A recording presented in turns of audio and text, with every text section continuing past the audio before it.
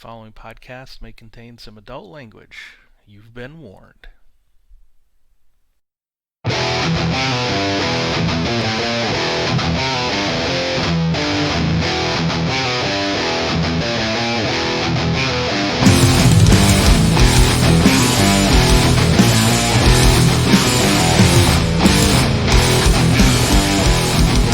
Welcome to Finding the Narrative, the Genesys RPG Podcast. This is a show dedicated to the Genesys Role Playing System created by Fantasy Flight Games and produced by Edge Studios. A show in which we, your hosts, discuss all things Genesys from both the player's and a GM's perspective. I am Tony Fanning, and with me, as always, are my good friends and co-hosts, Chris Holmes and Stefan Dragonspawn. How are we doing, Stefan? Stefan is doing very good. Back again to talk gaming and dice and stuff with my two best friends, best co-hosts ever. Sorry, Thanks, Jamie. Thank you. And we'll be doing hopefully some more gaming because now our internet is getting back online. So Tuesday I've got a game, and hopefully joining you guys on Thursday. So awesome. What about you, Tony? Chris, sorry. Oh, it's okay. This week, I've realized I am now running 3 games. Dungeon Mastering 1, Star Mastering another, and Game Masters. Game Mastering or Star Mastering Star Wars? Anyways, That would be, you're force mastering. I'm force mastering it. Yep. Yeah. So last night we had a session 0 for that. Pretty cool. Been having fun. And I went golfing yesterday morning. Went golfing this morning. And the only other 2 words that I have to say, Darkness Rising, baby. Actually, that's 3 words. Yeah, Darkness Rising, Tony. What does that mean? I've been busy doing this little thing called Star Wars The Old Republic Online. Apparently, Chris and Jamie and I all just really love playing that together. Fucking A, dude. We created a guild with my son, Sean. We got back into the game. We've been full on, right. I probably played at least 40 hours in the last 2 weeks of it. Yeah. Too bad Sith Lives Matter was taken for a guild name. We tried, but we came up with what? Darkness Rising. Darkness Rising, baby. Yeah. And I must tell you, and Jamie and Sean, when you guys are listening to this, having so much fun tanking for you guys and role-playing and just having a good fucking time. That's great. I like the fact that I get to play a space wizard and shoot lightning from my fingertips, so that's all. Yeah, you do. And then, you pop the crowd control because you don't know your role. You don't know your abilities, but that's okay, right? Just respect. Give me a chance. I know. Just figuring the puzzles out, or just of the dungeons, just fun. It's good. And practicing, it's good. It's fun. Now, I know you complained about... Awesome. Did you just complain about GMing 3 separate games? No, I realized that I'm running 3 separate games, and I'm like, wait a second, I went from playing to now running. You're talking to the guy that runs 5 separate fucking games. I know. Okay. I know. I didn't realize. I didn't know if it was a complaint. All right. So it's not. Right. Yeah. Gonna start. Go ahead, Stefan. Oh, sorry. I was going to say, and you got the third guy who hasn't been playing almost anything for months. Oh, I hear you, man. If I was in the desert, I'd be dying of thirst. Stefan's husband called me the other day. He says, "Why is my husband sleeping with his dice now? Why? He misses them. They're his precious. He hasn't rolled. I wake up in the middle of the night. I wake up in the middle of the night and roll dice just for the hell of it. Oh, we're gonna triumph! I'm gonna fall asleep fast. Well, speaking of rolling dice tonight, we're gonna be rolling a lot of percentile dice, guys. Because what are we talking about tonight? We are on episode 64, the totally random episode, as Stefan named it. However, we will be visiting the Keyforge area and randomizing some species. Yay! Yeah, this would be pretty fun. I hope I'm creative enough. It'll be like a box of chocolates. Don't know how much you're going to get, Tony. Freaky alien chocolates. You never know what's going to be in them. Tentacles. Yeah. Oh. Yeah. Creamy centered or hard candy. Actually, Tony, you're a Duma. It's actually episode 65. 64 was Pay Your Tab. Oh, okay. 65. Actually, no. Actually, it's episode 67 because actually 66 was the actual play. Was it now? I don't know. I don't really frickin' know. I think it's episode 66. We're getting up there. It's where we can't remember how many we've done. Episode 66. It's sorry, people. No, episode 65 was a salvage AP, so this one would be 66. Yep.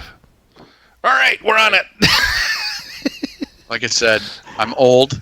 We know what we're doing. Numbers are hard. Yeah. And then we've done a lot of these. We have, and we keep getting the listener feedback and everybody enjoying it, and we're going to keep doing it until we are not enjoying it anymore, until this becomes work for us. That's it. It was so hard, man. For now, it's fun. Yeah. So hard today. I did not want to get off 66. of. Yeah. And Order 66. Is that what you were going with? Yeah, sorry. Do we have a delay? The exact opposite. We're not the Order 6. We're doing something totally random. There's no order. We're chaotic 66. No, it's chaotic 66. There you go. No, it was really hard going away from like SWTOR today to come do this, but we're doing it, man. I'm making a sacrifice. Not tanking. Gonna take a break for just a couple hours. You'll hit level 75 soon enough. Let's go record this. Yeah, let's.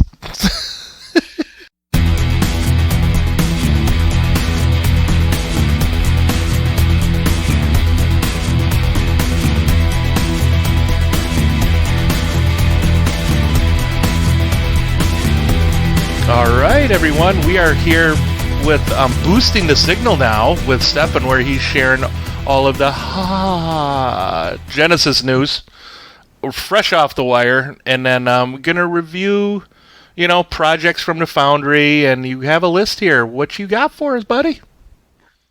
Yeah, thank you, Chris, for that warm introduction. Yes, I have a couple of products that saw on the Foundry.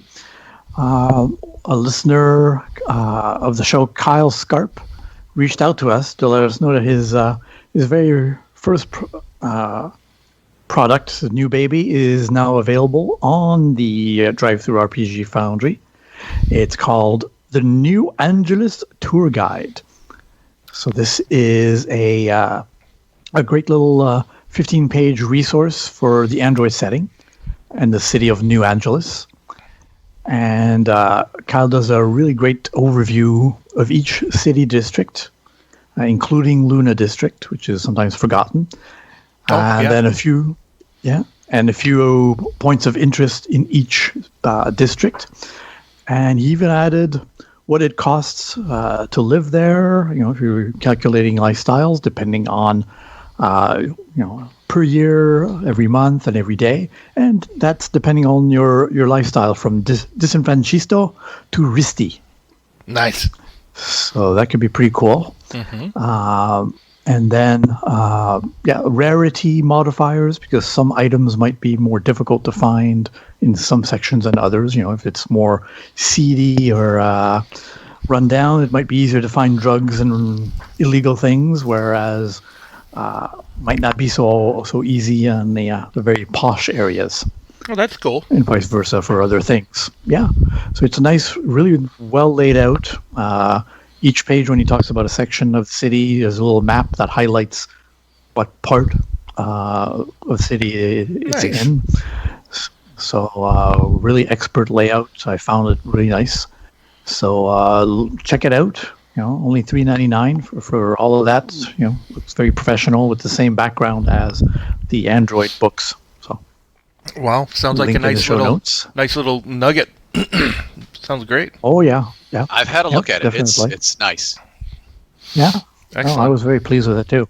At first, I was thinking 15 pages for $4, but there's a lot of stuff in those 15 pages. If people are thinking that, right? Yep. Cool. Yeah. No, definitely does a good job. It even mentions the stations on the beanstalk as well. So a quick overview there. And then we have our an Ember Keyforge supplement, Adventures in Island. So Visions in Ember, and this is a very first product called Golem's Adventure Seed Packet, the GASP. So I read these one product about these guys that came up with what they call the Golems, Genesys Organization, Legions, and Enterprise Management System.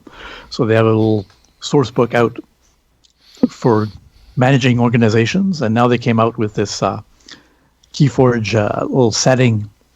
Well, not a setting, adventure, sorry, for the Crucible. And it includes some adversary cards, 7 of them, 2 area maps, some character art as well, and their sort of breakdown of their Golem organization within the because you do have factions in Keyforge, so they use kind of their Golems things to organize them. So if you're not sure what kind of adventures or story arcs to run in the Crucible, this can hopefully help you a little bit, guide you as a starting point. The cover art looks awesome. And some of the interior art I saw real quickly, really nice, and all of that for only $250. So, very nice, awesome. Yeah.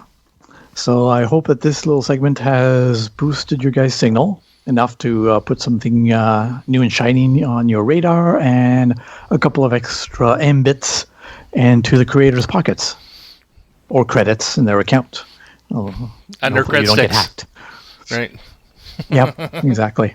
on Kyle's so credit there you stick. go. That's my boosting. Yep. There we go. So that's my boosting the signal for today. Nice and short, but 2 awesome products.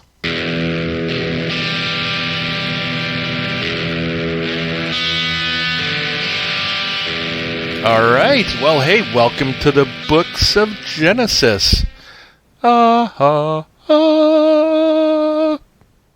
Where we're going to break oh, nice.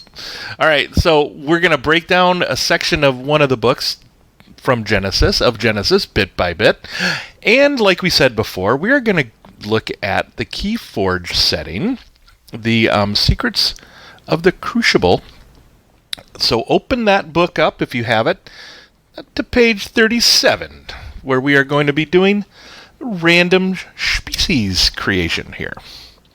Create a unique species. So, well, here we go. Let's do it. What would you like? How would we want to start this off?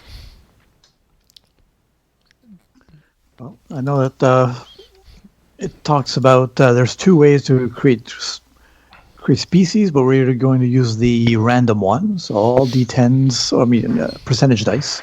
There you go. And we start with step 1 to choose the basic form of what our species looks like.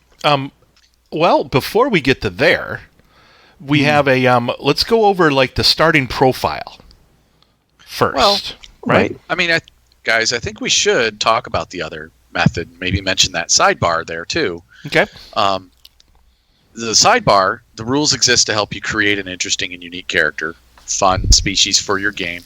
Particularly when you're random generating, you may end up with results that don't seem to go well together, or an option that undercuts the core premise you've established for the species. In cases like this, talk with your GM about how to reconcile these results and make them make for a species you will enjoy playing. This isn't to say that the species shouldn't have downsides, but nor should you it be an excuse to throw out your random results, because why have random results if you're going to throw them out? Exactly. Right.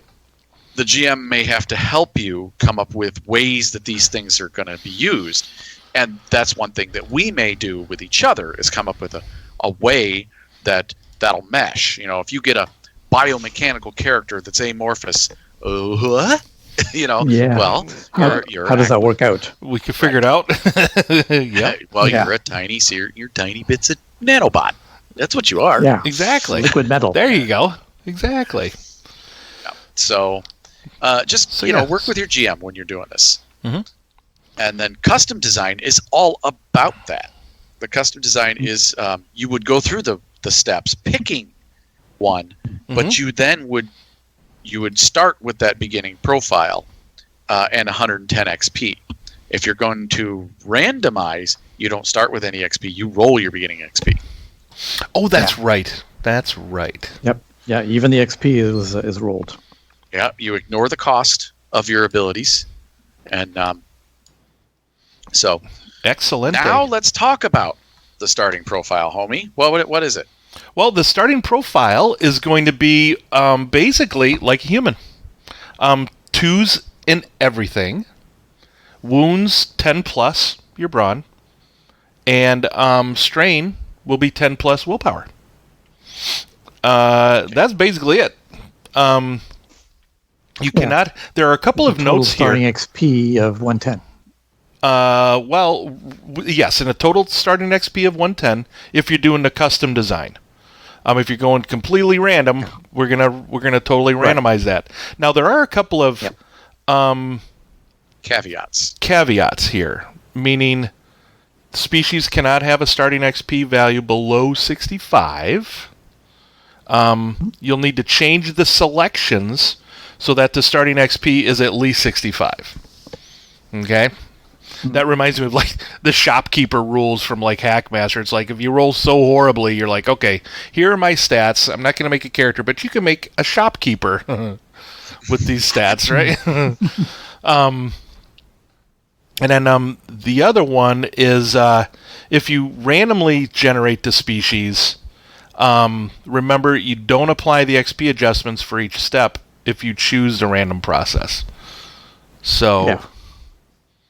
So there's an XP cost next to some of the values in the tables, Right? and that's how much you would normally subtract from your 110 when you would choose. Yeah. Yep. So I use the example, a great start going to the very first one that uses that, which is the physiology. And if you were to roll reptilian, you would gain 5 XP. Gotcha. Or if you were to choose that. If you were to roll it, you get nothing. You just rolled it. That's what you get. So. Yeah, because some physiologies or attributes or traits are maybe of a disadvantage, cause more problems. So yeah, you get XP back, whereas some have more advantages. So you have to pay the XP if you're customizing. Yeah. So there we go. So we're just going to go through each one of these 10 steps. And there's a ton of these. There's at least 10 to 12 in each one of these categories. So we're only going to talk about the ones that we roll randomly. Exactly. So I'm going to keep track here of what all of us are going to roll, what of us roll and what we get, and then we'll come up with the then we'll kind of talk about these random species at the end, or as we're doing it, I guess. Okay. Right. So you want me to kick off the first one, or Stefan? Well, you know what? I've got Tony. We'll do Tony, Stefan, and then me. Sure. Sounds good to me. Okay. All right. So the first one is when you choose, you're going to roll your species' form. Yep. Species form dictates the overall shape and appearance chosen, and it uses table 1-2, the form table. This step is purely aesthetic and doesn't dictate any sort of other steps of the process. While the species may appear very similar to a whale from Earth, that doesn't mean it moves by swimming or breathes air. It might slither along the ground or hover above it. It might subsist on photosynthesis or bioelectric fields, so on and so forth. So the form is going to be, for me, I'm going to roll 16. All right. So amorphous. Nice. All right. So amorphous. Reading it, the species has no clear or consistent form. This might be due to soft or malleable biology, or constant transformations, or unstable molecular structure. But I am amorphous. All right. Awesome. Right. All right, Stefan, what you got, buddy? I got a total of 63, which gives me the humanoid. So basically 2 arms, 2 legs, a head, and all the extending from a central trunk with a vertical posture. Nice. You said 63? 63, yes. All right, and I rolled a 4. Oh, homie's rolling the physical dice. I got physical dice here, baby. Oh, I am aerodynamic. I rolled a 4. Me too. Oh. Rolled a 4. Okay, so aerodynamic, which is, hang on a minute, I was editing. All right, so aerodynamic would be the species is slim or seemingly lightweight and appears to be adapted for flight. Broadly, it resembles a bird, bat, or similar creature. The species likely has wings, whether or not it actually enables it to fly or not. So, yeah, we're not sure yet. I'm not 100%. But if I know homie, now that he has wings, he'll probably roll flight. Just saying. Well, there's that. Though I could roll. Yeah. Well, we'll see. So could end up being fins. Yeah. All right. So then, Tony, Stefan. Okay. So Stefan, why don't you do the step 2 here for us? Introduce step 2. So step 2. We go to physiology. Woo-hoo. So this is the physiology is the biology and then anatomy, and is selected from or rolled on table 1.3. Mm-hmm. This tells you what species it's made of, what sorts of organs or life process it might have. It is independent of its form, of course. So while something might be aerodynamic, and mammalian physiology might resemble an earth bat, but if it's aerodynamic form made out of mineral, it probably looks very, very different. Well, we'll see what I roll then. All right, Stefan, what do you got? Go ahead. Right. You kick this one off. All right. I've got the physical dice too. Let's see. I've got 51. 51 insectoid. Ooh. So a humanoid-shaped insectoid. Okay. I'm picturing a species that starts with Zol. Yeah. Oh, maybe. Hey, I'm telling you, maybe some of their species from a world from the what do you call it? The Tales of the Epsilon Eclipse might be here. Yep. So what is insectoid? Though we kind of know what it is. Go ahead and read it, or kind of go over what it says. Real quickly, insectoid is marked by a bony or chitinous exoskeleton like that of an arthropod. Beneath its tough exterior, maybe flesh, blood, and ichor, or primitive or advanced organs, or even a secondary endoskeleton in some cases. So it gains a +1 soak. Nice. All right. Soak, so you put, cool. You would note that in your which is what I'm doing. Along. Yep. Which is what I'm doing. I'm noting it, writing them down for us. Okay. So we're doing a round robin. So I'm going to be next. I got a 95. Ooh, I'm a flying reptile. Wonder what that's going to be. No. Yeah. Cool. All right. Reptilian. So that's fairly self-explanatory, but there might be some special stuff. Let's see here. Okay, reptilian. Okay, so cold-blooded reptilian beings. They have a reputation for being cool and calculating. Often predatory. They provoke an instinctual fear in many mammals and other types of species.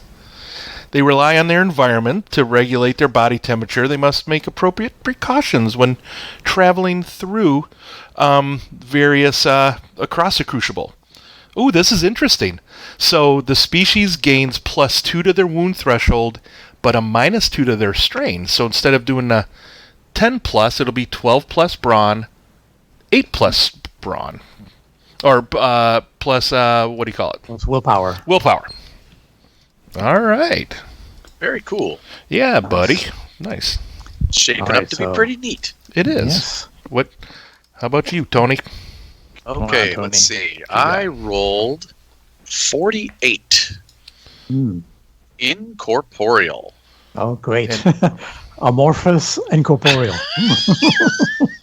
Well then, I think I'm getting the weirdest ones. you All right, kind of are. Do we need to have that? Do you need to have that discussion with your game master? I may. Yeah. Who knows? Do you need a re-roll, or you were just gonna go? We're just gonna go with it. You get okay. You get what you get. read You the don't throw- random. If Yeah, you you get read what the you- random at the very beginning, Yeah. you can go through and roll them all. And if there's one you don't like that doesn't fit, you get to re-roll one. Oh, cool. Okay. Well then. So wait until you get all of them, and then we'll see. So we'll see. So right Okay. now, incorporeal, this species is intangible, without a physical body. Technically speaking, the members don't have a physiology, while some incorporeal beings, like the Sanctum Spirits, use technology or Ember to simulate a physical presence and interact with material objects. The species gains the incorporeal rule. Incorporeal, your character lacks corporeal presence. Your character makes brawn or agility checks. When they make them, increase the difficulty by 2. When a corporeal character makes a brawn or agility check targeting this character, you will increase the difficulty by 2. So when my character makes them, increase the difficulty by 2, but when someone targets me with them, like an attack, increase the difficulty by 2.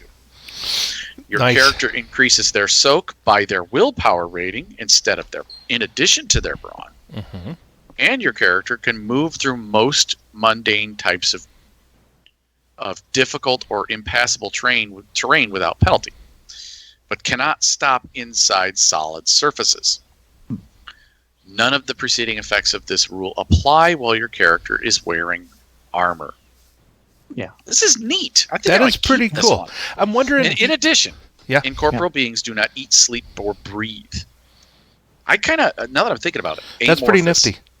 and incorporeal. So he's like an energy blob Yeah. right now.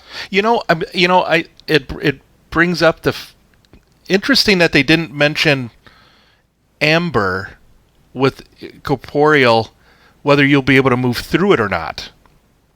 That's probably Possibly. a GM. That's probably a GM decision, whether Yeah, you'd it could be. be able to. You know what I mean? Because Ember's A lot special. of times when you interact with Ember, you simulate a physical presence with it. So, we'll see. We'll see what my GM says. That has lots of fun It written. has potential to be fun. It sure does. What's next, homie? All right, so doing round robin. Oh, size. Yeah. Basically, you're going to roll a silhouette on this next one. Varying silhouettes do not have any innate rules effects, but do affect certain combat checks. And on page 109 of the Genesys core book, there's the silhouette table, which gives you an idea of, what a silhouette 2 is, as opposed to silhouette 1, whatever. So it can have significant narrative effects. Okay, so basically this is silhouette 0 through 3, and then there's a variable one. Ooh, okay, so let's see how big is my aerodynamic reptile species gonna be? It's gonna be small because I rolled a 10. This is great. That's silhouette 0. What do you mean? No, I rolled a 1. I rolled a 10. Yeah, silhouette 0. Silhouette That's right. 0. Silhouette 0. I'm like, no, dude, I rolled a 10. You're like, no, it's a silhouette 0, dumbass. Silhouette 0, yeah. You can call me dumbass. It's okay. I'll do it in All right. French. Dumas. Perfect. All right, so then me, then Tony. What Okay. you got? Oh, silhouette 0. Well, I can read that, but I think everybody kind of knows. Yeah. Okay, so it's a small, perhaps a meter, tall or long, at most. Members of these species decrease their wound threshold by 2, but they also have their encumbrance. They also have their encumbrance value. Well, that fucking sucks. So my wound Well, you're threshold hurt. went up by 2. Now it goes back down by 2. Damn it! You know what? no. I'm already thinking this might be a flying snake. This might be a This flying might be snake. what you re-roll, though. Who knows? Maybe you want to be big. Who knows? I don't know. We'll see. Re-roll. You'll You get know one. what? I know. All right, go ahead, Tony. Sorry. All right. Well, I rolled a 14, so I'm just like you, silhouette 0. Okay. Rather uninteresting. But you're a small, but you're silhouette 0 blob of energy. I'm already picturing this little energy ball that when it talks, it kind of fuzzes out a little bit. You know, okay. You know, that's what I'm thinking in my head right now. All right. How big is your bug? How big is the bug, Stefan? What'd you roll? No, Let's see. It's going to be big. I rolled an 85. Oh my gosh! Oh, silhouette 2. Okay. Silhouette 2. Wow. So in silhouette 2, as opposed to silhouette 1, which has no additional effects, silhouette 2 is large, possibly 3 to 4 meters in height or length, and includes such examples as bears and trolls. Oh my! They increase their wound threshold by 2 and their encumbrance threshold by 2. That is. You are one big ass bug. Well, and then they say they double their encumbrance value. Okay, so which one is it? Well, you increase it by 2, and then you double it, and then double it. All right. Yep. All right. So, yeah, plus 2 wounds and plus 2 times 2. All right. So we'll see how that goes. He'll be carrying a lot. He's gonna be a big ass bug. Yeah. All right, Okay, Tony. Your value, your encumbrance value is what you are for something else to carry. Right. Gotcha. So for Chris and I, our encumbrance value is all the gear we're carrying plus an encumbrance value. I can't remember what it is for an individual, but it's halved. Everything. Oh, I see. Yes. Right. Oh, so your threshold is 5 plus your brawn, but you would be 7 plus your brawn. Oh, I gotcha. And I think doubling the value is that things that you own, that like armor, is going to It's going to double. It's going to cost way more. Oh, definitely. Yeah. All right. Rock on. Wow. Okay. Next That's one. Crazy. Next one. What's the is next table? Locomotion. Okay, this is where I'm going to have a aerodynamic person that's like able to like translocate. Sure. Maybe. Right, or whatever. Species' locomotion is how they get around from place to place. It is selected from or rolled on page 1.5, the locomotion method. Certain forms and physiologies are commonly assumed to correlate with a specific type of locomotion, but this is far from universal. Not all wings are suitable for generating lift, and not all legs are made for walking. And not all blobs of energy hover. They might jump. That's right. They might roll around on the ground. Yeah. Incorporeally. All right. Well, Tony, All right, so let's see. Kick it. What you got? Uh-oh. I rolled a 0-3. Oh. Oh. Assisted. All right. Species is largely incapable of moving under its own power and relies on a mechanical apparatus or friendly strangers, Or servant large bugs. species, magic, or some other external means. Members of this species start with an external conveyance, which they rely upon in order to move. That's Decide great. whether your GM what this form takes. Due to limitations of their conveyance, these beings can never perform more than one maneuver to move during their turn. Without their conveyance, these beings lose their free maneuver. Right. Guys! So you need either an aerodynamic lizard or the a first giant thing, bug. the first thing that popped in my head. That brain is abnormal, right? So I'm picturing like in this hover jar, right? Brain Just in a like jar. brain in a jar or snow globe, a hovering snow globe. You look like a hovering. It's a snow globe, but you're the snow. You're the energy. Yeah. Well, we'll have to see. 'Cause We'll see. I may be from a low-tech world. I may boy. just be a glowing sword that someone has to carry around, an amorphous glowing light that someone has to carry around. That I have a slave or something. There is that. Well, amorphous, isn't that like you don't really have a shape? Yeah, no shape. So you're like this goo.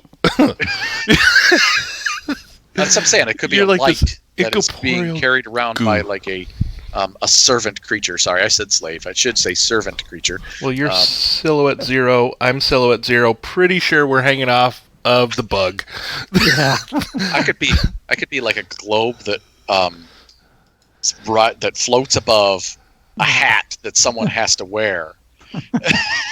Dude, my reptile totally gonna have a top hat. And you're going to be... All right, well, this is great stuff, man. All right, Stefan, you're next, buddy. What you got? I got a total of 49. What's 49? So it flies. Oh! My giant bug flies. That's the role I wanted. Yeah. All right, well, So flight. talk to us about flight. Great big flying freaking Yes. insect. Yep. So the species can defy gravity to move about at relatively high speeds and can attain high altitudes. It might accomplish this with wings, anti-gravity motors, a jet of liquid, so it maybe farts gas. Internal biocombustion, or any number of other methods. So a member of this species has a flight feature, flight ability, like most creatures. So most species capable of flight are also able of ambulation, i.e. moving following the normal rules. So it probably has legs, but it also has the ability of flight. Nice. And you can find those rules. The flying, there's a sidebar on page 100 in the core book for that. All right. Well, all right. Let's see. What am I going to roll here? Let me go back up to the table. Let's roll a 100. Yes! Translocation, baby. That's how I get around. There we go. Awesome.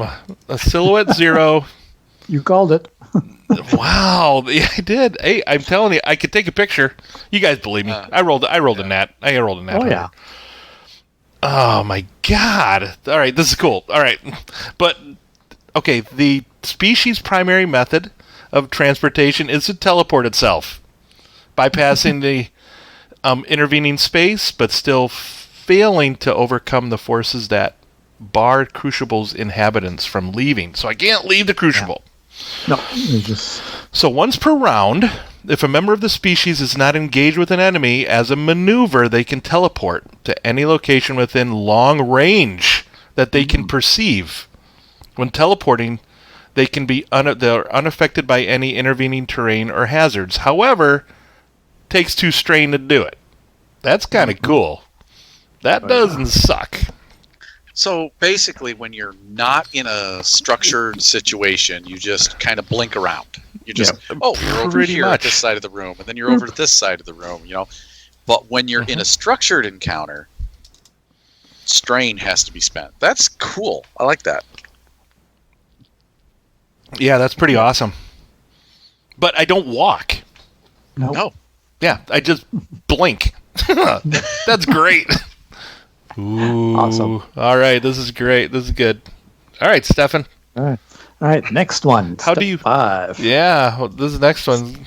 Step 5 is manipulation. So almost all species must physically manipulate their environment and other beings, creatures, and objects, simply in order to survive. Although they do so in a variety of ways, some are better at it than others. So this was where we roll it. So let me get my dice again. Let's see what my... How does the bug interact? Yeah, my giant flying bug manipulates by 87 with tentacles. Oh, tentacles. Big ass tentacles. With fire. What? I want to kill it with fire. Yeah, tentacles. Bug. It's got tentacles. It's got wings. It's over 2 meters tall. 2 to 3 meters tall. All right. It's big and heavy. Yeah. So the let's see. So tentacles. Let me just go real quickly. Oh, that's right. Sorry. So it has 1 or more tentacles, a prehensile tail, a trunk, or some similar flexible appendage that they rely on for manipulating objects. The species' brawl and melee attacks gain the ensnare 1 ability. Well, of course. Quality. Nice. Brawl and melee gain ensnare 1. That's cool. So what is yours going to be? Is it going to be like a prehensile trunk, a tail, or? I don't know. So far, I'm thinking almost mantis-like, with instead of the claws, very long tentacles instead. But that may change depending on the. Nice. Awesome. With the rest. Yep. Okay. So the translocating tiny reptile. Let's see how he interacts with the environment. 61. Pincers. He has pincers? The reptile with pincers. Gonna have to think about that one. All right. Let's see. Pincers. Okay, let's see. What did it say about pincers? Let's see. This species uses pincers like those of a crab or scorpion in order to both defend itself or attack prey and manipulate objects. Members of this species add a setback die to checks they make requiring fine manipulation, and their unarmed attacks gain the Vicious 1 item quality. All right. Well, I got a reptile with pincers. You're going to teleport behind things and pinch them. Yeah. I'm going to teleport behind him. Yeah, in the booty. All right. I mean, if you're a rogue, that's awesome. I might have. Yeah, okay. He'll All right. pinch. He'll pinch their valuables. Oh, I see what you did there. Oh gosh. He'll pinch their embits. All right, Tony, your turn. Okay. Sorry. Lost my dice roller there for a second. 70. Pseudopod. No, sorry. Pincers. That one's probably going to get re-rolled. Pincers? I can't have pincers. I think I might reuse that.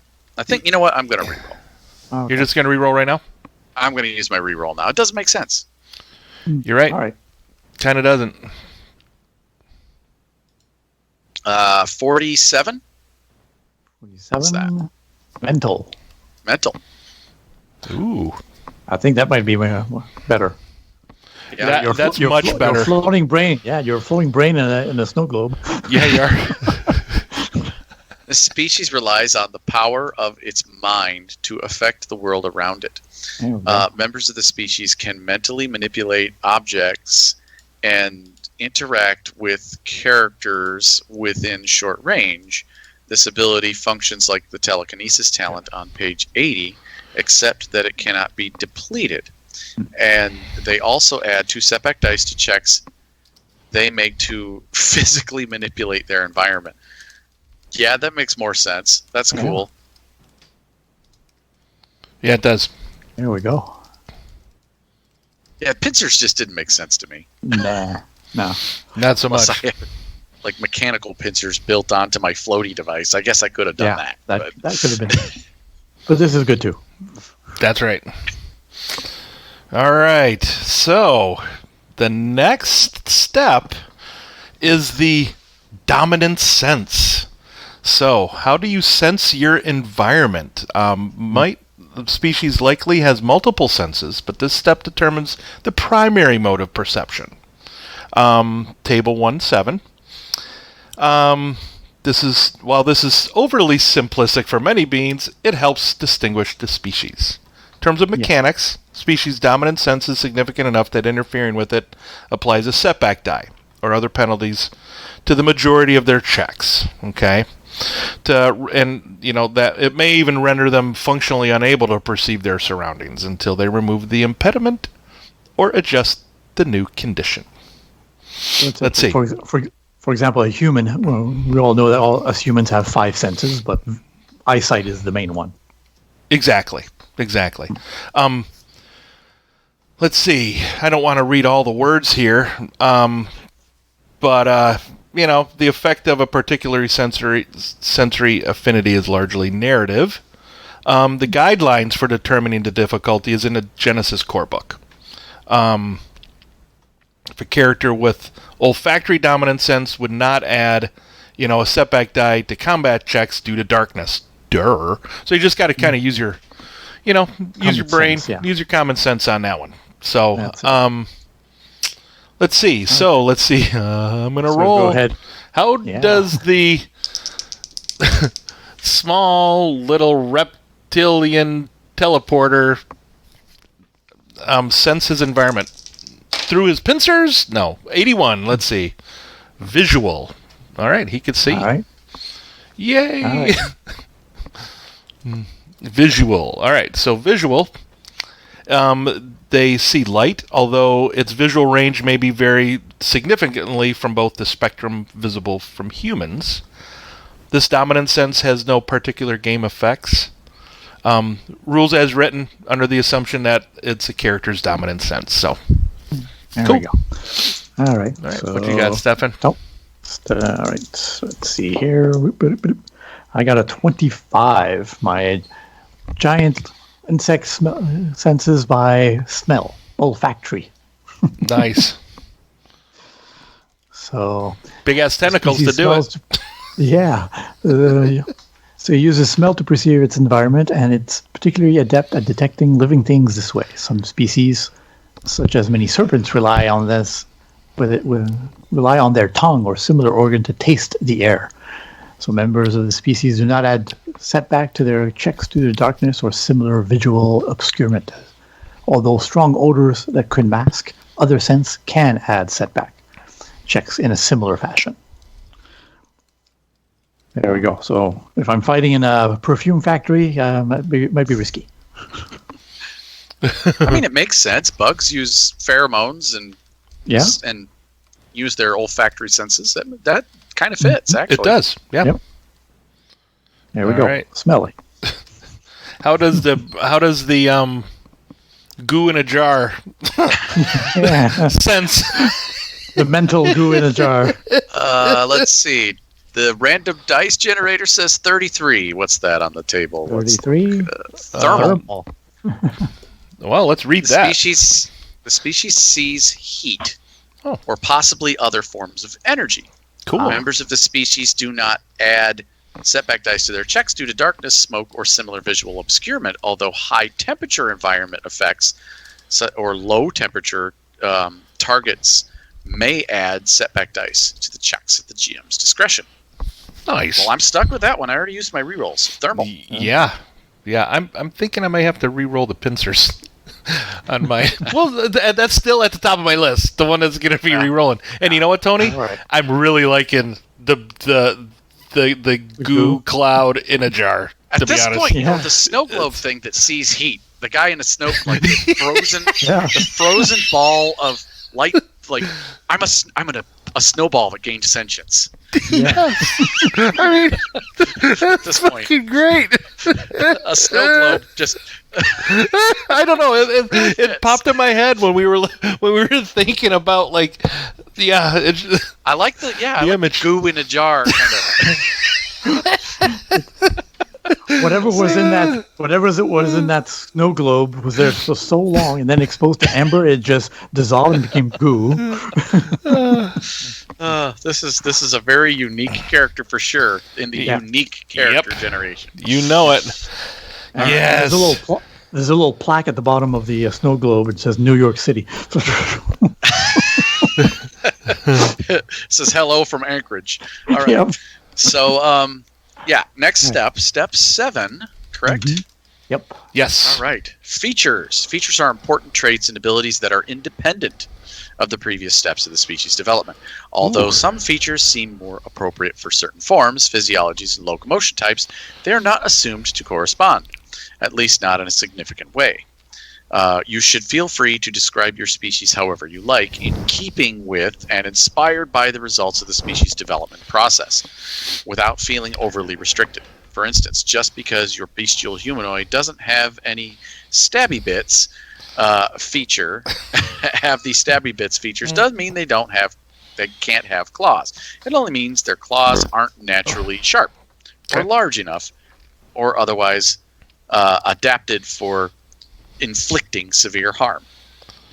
Each species should have a value chosen from or rolled on the table 1/8.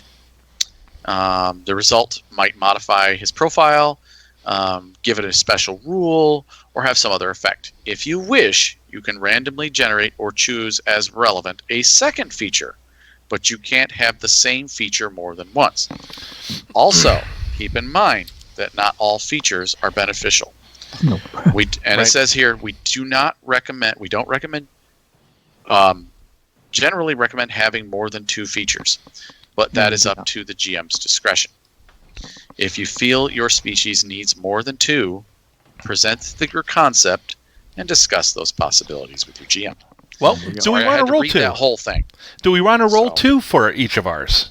Or do we just want to do the one? That would be fucking fun. Let's do it. Let's do it. All right, go, Tony. Okay. So, first, I see one down there that if I roll, I'm going to giggle my nuts off. But I didn't roll that one, I don't think. I rolled 64 quick reflexes. So if our listeners hear some kind of thumping sound on the floor, that'll be Tony's nuts. Nice. So, quick reflexes. This species is quick to react to danger, both conspicuously and reflexively. The species members add boost die to checks they make to determine initiative and react to sudden dangers or unexpected events. Right. So, sweet. I got the quickness. You do have the quickness. What's your second one? Oh, I thought we were all going to roll one and then. Oh yeah. You know, let's do that. Everybody roll one, and then we'll go again. All right, Stefan. All right. What'd you roll? All right. What you got? I get a total of 84. 84 is stinky. He's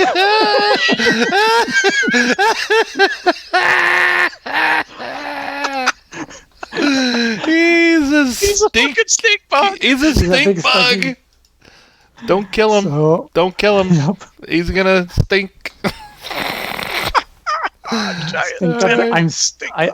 I literally stink up the joint. So.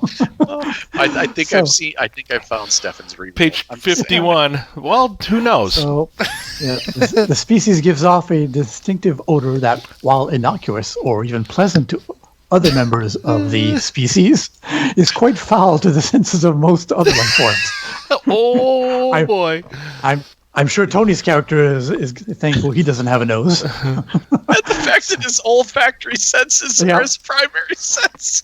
But that's okay. It's not harmful to me or members of my own species. Skunk smelled his own scent first, though. Yeah. Right. So members of the species add setback to charm and stealth checks they make, but add boost to coercion checks. This effect does not apply when interacting with other members of the species. There you go. So there, Tony. All right. So here we go. All right. So now there you go. Stinky olfactory bug. All righty. Well, let's see what the Okay. Let's see what the little reptile has. I rolled a 96. Ooh, vulnerability. Don't know. We'll see.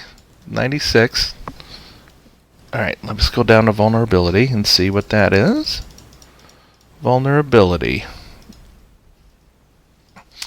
Species has a distinct vulnerability to a particular substance or phenomenon such as water, fire, bright light, loud noise, bad poetry, fragments of their home planet, or stink bugs. I'm thinking maybe stink bugs. No. The more obscure or rare the vulnerability, the more your GM should make an effort to include it in the game. Yeah. While in the presence, as determined by the GM, of the source of their vulnerability, a member of the species upgrades the difficulty of all checks they make once. Oh, this is pretty sweet. If the sources are particularly large, concentrated, or encompassing, the GM may upgrade the difficulty more times and apply additional effects. Okay. What would he be vulnerable to? He's a Ember? Oh gosh, that would be horrible. That would be horrible. Well, think about it. You're a lizard, right? I'm a lizard. Vulnerability to cold. Yeah, that's true. If we're in cold environments, I like that. Cold environments, and then whatever defines cold environments in like the core rulebook. So, Yeah. cold environments, auto upgrade checks. Cool. Nice. All right, go ahead, Tony. What's your second one? Yeah.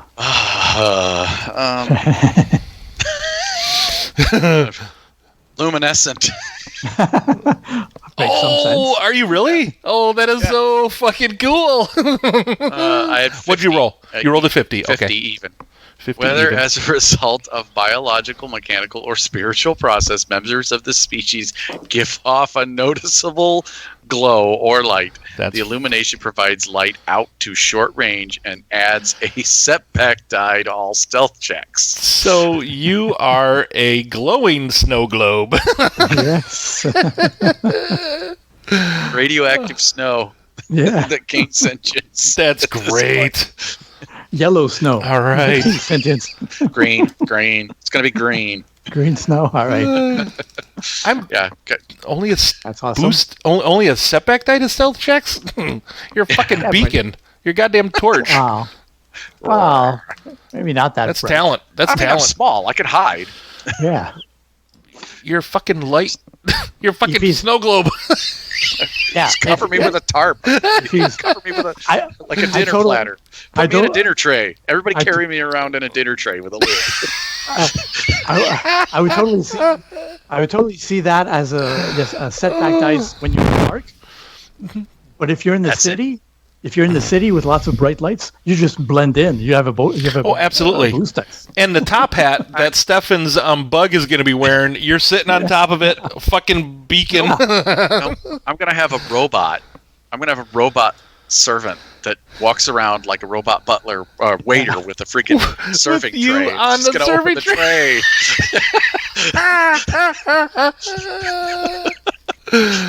I'm thinking 50 piece of awesome right there. Well, we'll see. That's great. What my tech level might decide.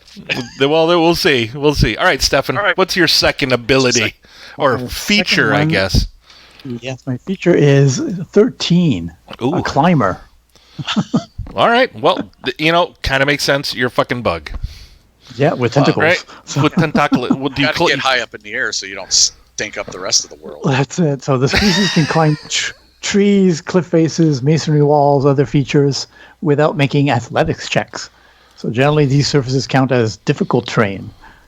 So the species may need to make a check to scale sheer surfaces at the GM's discretion. So I'm a climber. Perfect. That's awesome. All right. Spider bug. Bug does whatever a spider bug can. Wait a minute. Spider bug? Really? Seriously? Come on now. Yeah. All right. Let's see. So I'm vulnerable. Let's see if I get something plus 34. Fast metabolism. Oh shit. Hey, look out! It's fucking cold in here. I need to get the fuck out of here. I need to eat. Fast metabolism. Let's see what that is. I'm making a note here. It's a good one. Oh no! Where is it? What'd you do? Lose it? It's an Oh, here it is. alphabetical order. Here it is. Oh, duh. Pff, I know. Anyways. 9. Okay, so members of this species recover twice as fast from the effect of poisons and toxins as humans. Nice. They also require a huge amount of sustenance each day. If they are unable to meet this requirement, they become disoriented until they can satiate themselves. When attempting to recover from critical injuries, they add a boost die to resilience checks they make. Nice. Okay. That's pretty cool. That is pretty cool. I'm just a hungry little fucker. I'm a hungry little fucker, though. Boost die to... Cool. Wow. That's probably the most fun one so far. That really was. That was pretty good. Let's see. To recover from crits. Okay. So, culture. So, what's next? Oh, is this is Stefan, right? Whatever. Yes. Yeah, I'll take You this are. one. This is Yep, Stefan's you're next. turn. This is Stefan's turn. All right.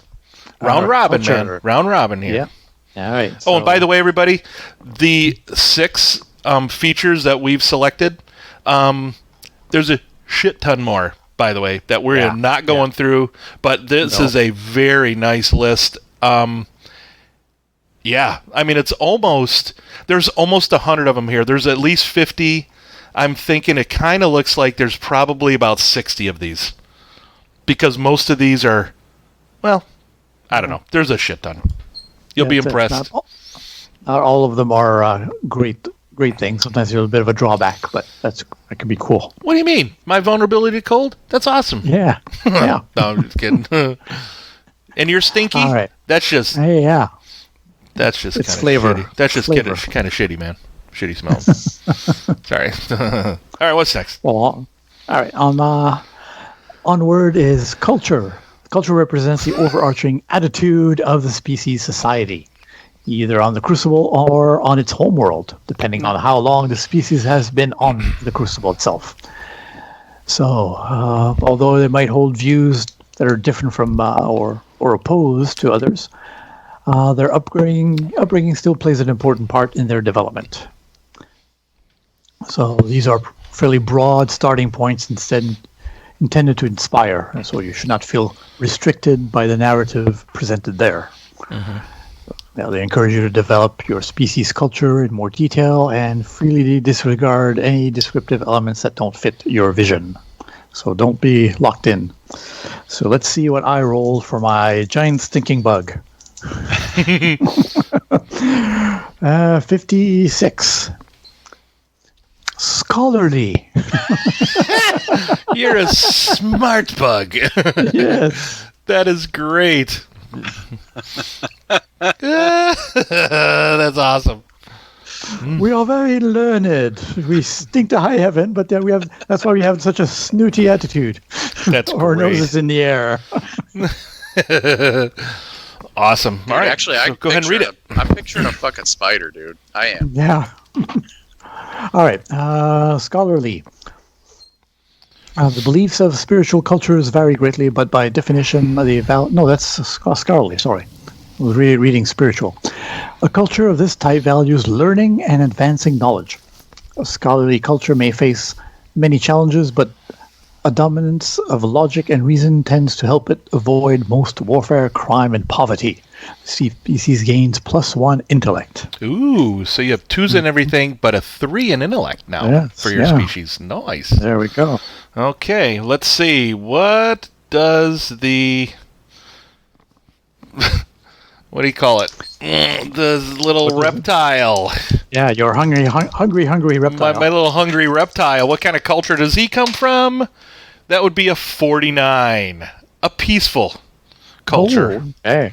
All right. That can work. Just... If you forget to feed us, we're gonna be fucking warlike. all your species' life, all they've spent is just looking for food. Exactly. That's what we do. We forage a lot. We forage. That's right. Adventures are for. That's right. Very fast. So we value. So my little reptile, values civility and collaboration. Help me find food. Although crime and dangers exist, if you don't give us food, life is largely safe and war is all but unknown. Whoa. Individuals can most always settle their disputes through discussion or over a good meal, where that fails by appealing to a higher authority. When threatened by outside forces, the culture seeks a non-violent resolution, but is ready to defend itself if need be, and its crops of food. No, all right. Yeah. Species gains +1 presence. That's cool. There we go. That's good. Yeah. So we work together to find food. That's right. Work together. Come on, work with me. Come on, please. All right. So my species right now has 2s in everything and a 3 in presence. Yeah. All right, Tony, what you got, buddy? I rolled a 24. Warlike? No, come on. Cutthroat. What is it? Almost. Cutthroat. Oh, Cutthroat cultures are similar to competitive cultures, but tolerate more extreme forms of contention. Violence may be ignored, tacitly endorsed, or even required by the state. Individuals compete not just for status, but for mere survival. What the hells? This is great. A cutthroat little blob of light. All right. I want to shine. No, it's my turn to shine. The species gains +1 cunning, -1 presence. All right. So twos and Let the water everything. out of your snow globe. So twos and everything. Cunning of 3, presence of 1. Right. All right. Well then. Okay. So That's pretty great. All right. Oh, here we go. This is what we need to do. So next, step 9 is the tech level. Gives you basically a rough idea of the species level of technology advancement. I just read the first one here. Fire bad. As I read most species, dude, I'm thinking that'd be great if the snow globe, cutthroat, frickin', Og. Globes, right? Okay, anyways. All right. So most species, at least initially, rely upon devices they brought with them to the world. From low-tech world, those from a low-tech world often adapt to the new technologies they encounter there. Even the most advanced species are likely to integrate new technologies into their own. It's rare to find a species whose culture and technology don't evolve on the Crucible. All right. We have looks like there's 6 different ones. So what did you roll there? Oh, this is me. No, I go yours. first. Oh, okay. You go first. So the technology level of the peaceful hungry reptiles is a 78. Highly advanced. Ooh. Highly advanced. Let's see. Well, Highly makes advanced. sense. You're peaceful. Yeah, we're peaceful. The species' mastery of technology is impressive. Prior to its arrival on the Crucible, by the way, I have an explanation for my pincers now. Was able to. Let me see. Prior to its arrival on the Crucible, it was able to travel between distant stars. On the Crucible, sophisticated artificial intelligence and even teleportation are real realities for it. That makes sense. Wow, that's crazy weird. Explaining the translocation, isn't it? Uh-huh. Yeah. Oh, maybe that's something in my brain that allows me to do it. On the Crucible, sophisticated artificial the advanced medicine significantly extends the species' lifespan, perhaps doubling it or more. Choose either computers or negotiation. Characters of this species start with 1 rank in that skill during character creation. That's pretty cool. I like that for the advanced reptile race here. Cool. All right. So, okay, Tony, how about you? What you got? All right. I rolled a 58, which is advanced. The species has a culture that makes significant use of and probably relies on advanced technology. We might think of this as similar to our real-world modern-day level of development. Choose either charm or streetwise, period. Characters of this species start with 1 rank in that skill during character creation. I'm going to go, since we're a cutthroat society, I'm going to go with streetwise. Nice. Oh, hey, you know what? I get to choose one, too. I didn't choose mine. I have computers or negotiation. Well, we are peaceful, and we always negotiate for our food.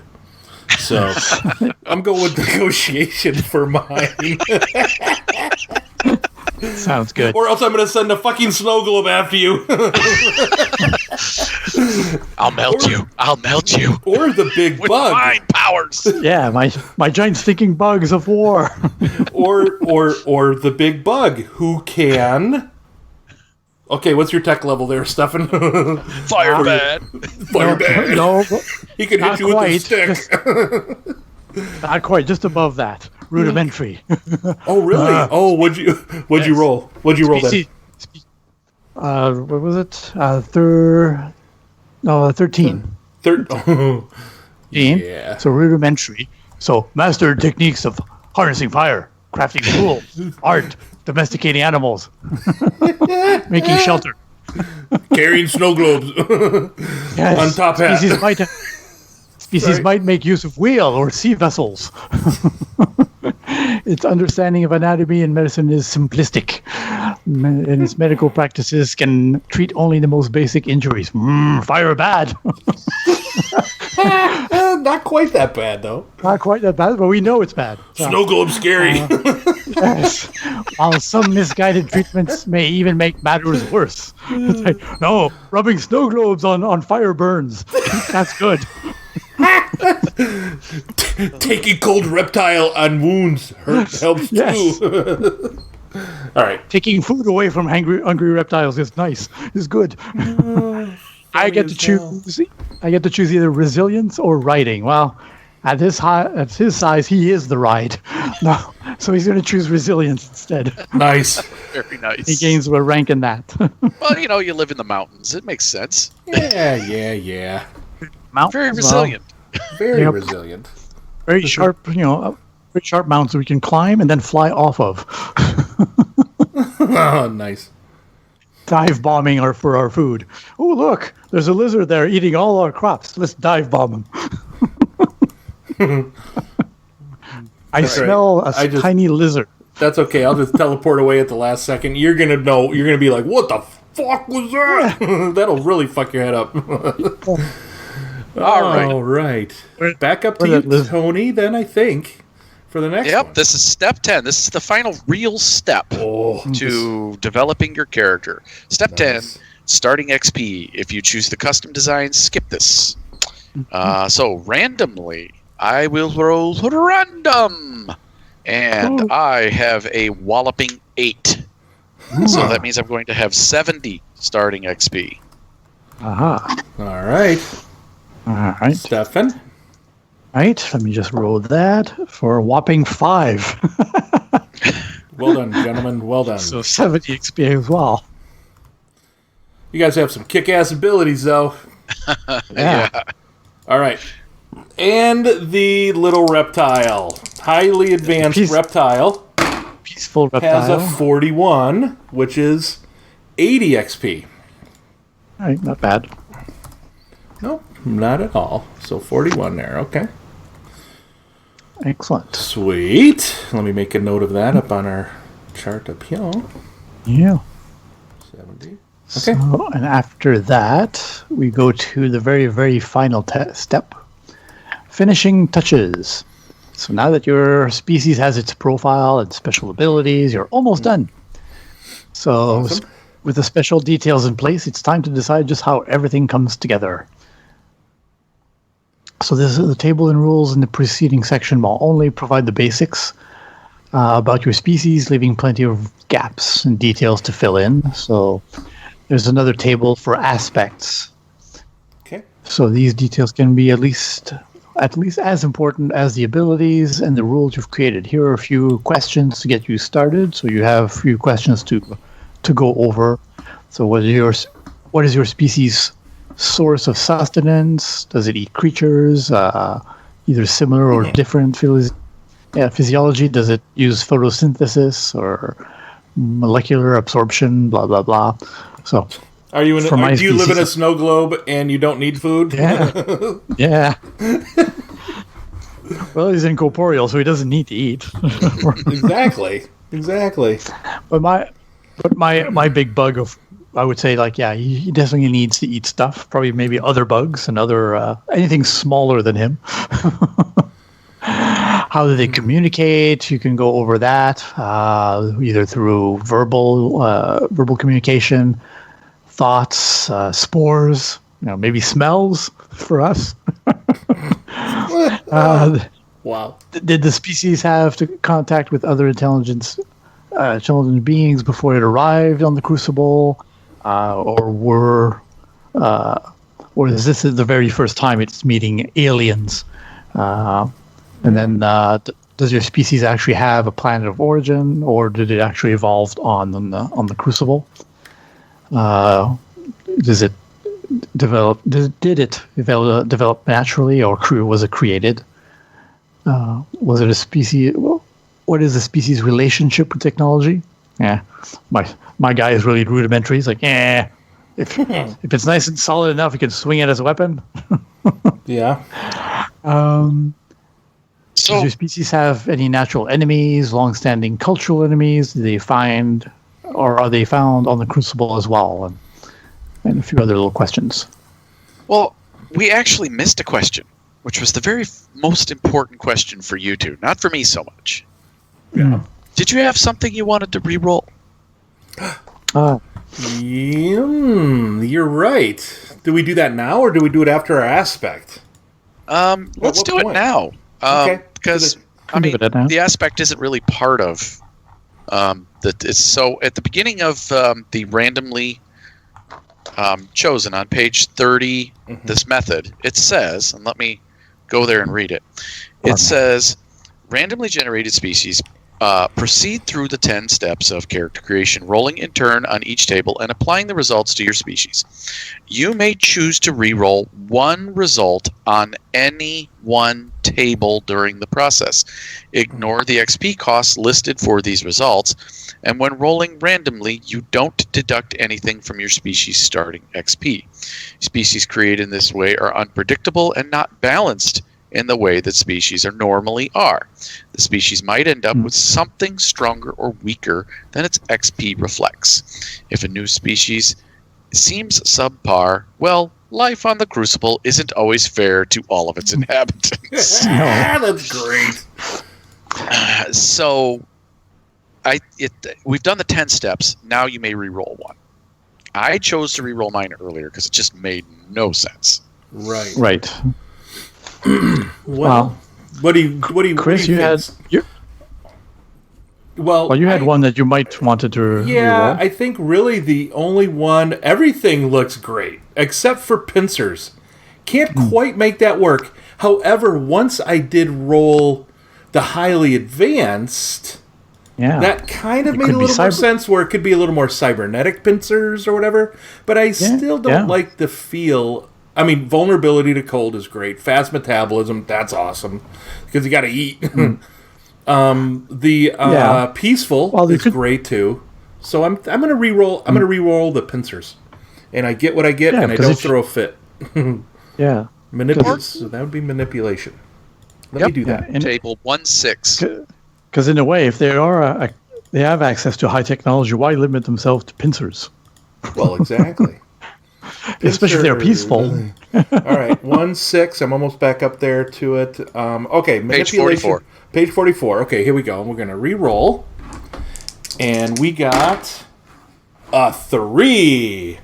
They are assisted as well. Oh, that's great. Well, okay, this is actually kind of cool. Because, then you're not limited to just pincers. That actually makes sense with the high technology, to be honest. They teleport, interacting with the environment as assisted. Awesome. I'm still liking the snake, the flying snake. Well, if you're assisted, it doesn't have to be actual mechanical things. It could be a little thing that he wears around his head that manipulates objects. Telekinetic. Okay, let's see. Okay, so assisted again. Okay, it says species lacks any natural means of manipulating objects. I like the idea of I still have the idea of this small little snake, like gardener snake, right? Well, keep going. Species narratively. Member of the species relies on an external means in order to manipulate its environment. This could be mechanical limb, a servant, or automaton, or anything else that suits the species. Characters of the species start with a manipulator. If their manipulator is lost or destroyed, they cannot perform the interact with the environment or manage gear maneuver. Depending on the nature of the species, some tasks may be simply impossible. Unless there are strong narrative reasons to prevent it, a member of the species should generally not be without a means of manipulation for longer than a single encounter. You know what I'm thinking? First thing that popped in my head is like a small... So the species is small, right? I'm thinking of some sort of robot. A small robot body with a snake that sits inside of it? Yeah. It just chills, man. Inside. A little warm bowl with, it looks like a terrarium instead of a head. A terrarium, a circular terrarium with a snake inside. Maybe I'm the one in the floating snow globe. I don't know. All right, I gotta think about this. But yeah, assisted. Yeah, I'll have to think about this and see. So okay. Well, while you're thinking about it, Stefan, was there something you'd like to re-roll? While Chris was looking at his stuff, I don't think I'd actually have anything that I'd want to re-roll. Really, it's all pretty cool. Sometimes only thing I would think is stinky, but yeah, I was thinking stinky, but yeah, I mean, you could have gotten something cool. And it doesn't say you're stuck with the new result, does it? I don't know. I don't know. We could make a house result if it gives an option, and I can still stick to the stinky if I really want to. It says your speed. It says you may re-roll one result. Yeah. Well, I can re-roll just for the hell of it and see. Keep the stinky. Yeah. Yeah, that's true. All right. Keep the stink. All right. So second roll, 85. 85, symbiont. Oh. Symbiont. So what would that be exactly? Symbiont. There we go. Where is it? Symbiont. The species is actually two or more organisms. That sounds familiar. In symbiosis. The consequences of this fact are largely narrative, depending on the nature of the symbiotic relationship you devise with your GM. In addition, the species gains +2 wound threshold and -1 strain. Yeah. I don't know. It's up to you. What'd you roll? Nah. It was 85. But the symbiont, so like a second organism as part of the main one. There's a reason why you're silhouette too. There's two silhouette one creatures standing on top of each other. Maybe under a trench coat. Like a freaking halfling battle stack. It's just two or more organisms. You could be a swarm of spiders. Each race individual is a swarm of spider-like creatures. Each individual one of you is a colony of bugs. Yeah. That's totally, that one's cool. I like Stinky too. They both work. It's up to you. Yeah. No, I like the Stinky. It's a bit of a setback kind of thing, or an obstacle sometimes, but it can still be cool. Hey, it gives you free boost die that you don't have to ask for during coercion checks. There is that. Yeah, that's it.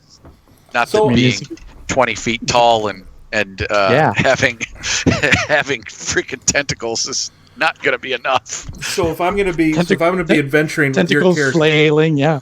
So if I'm going to be adventuring with your character, I might want the species to be in a hermetically sealed snow globe.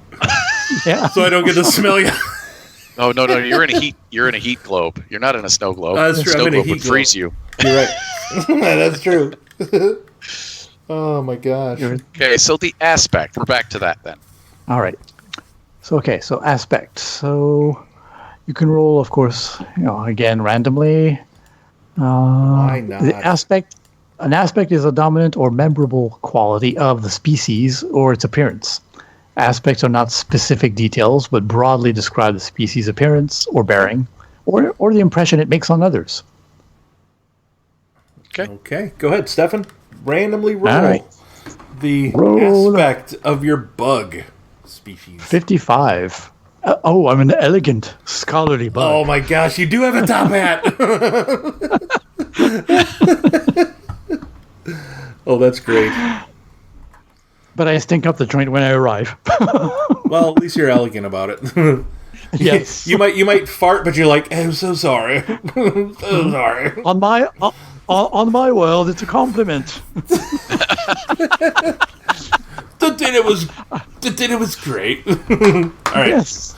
Let's see what I have for the little reptile. 96.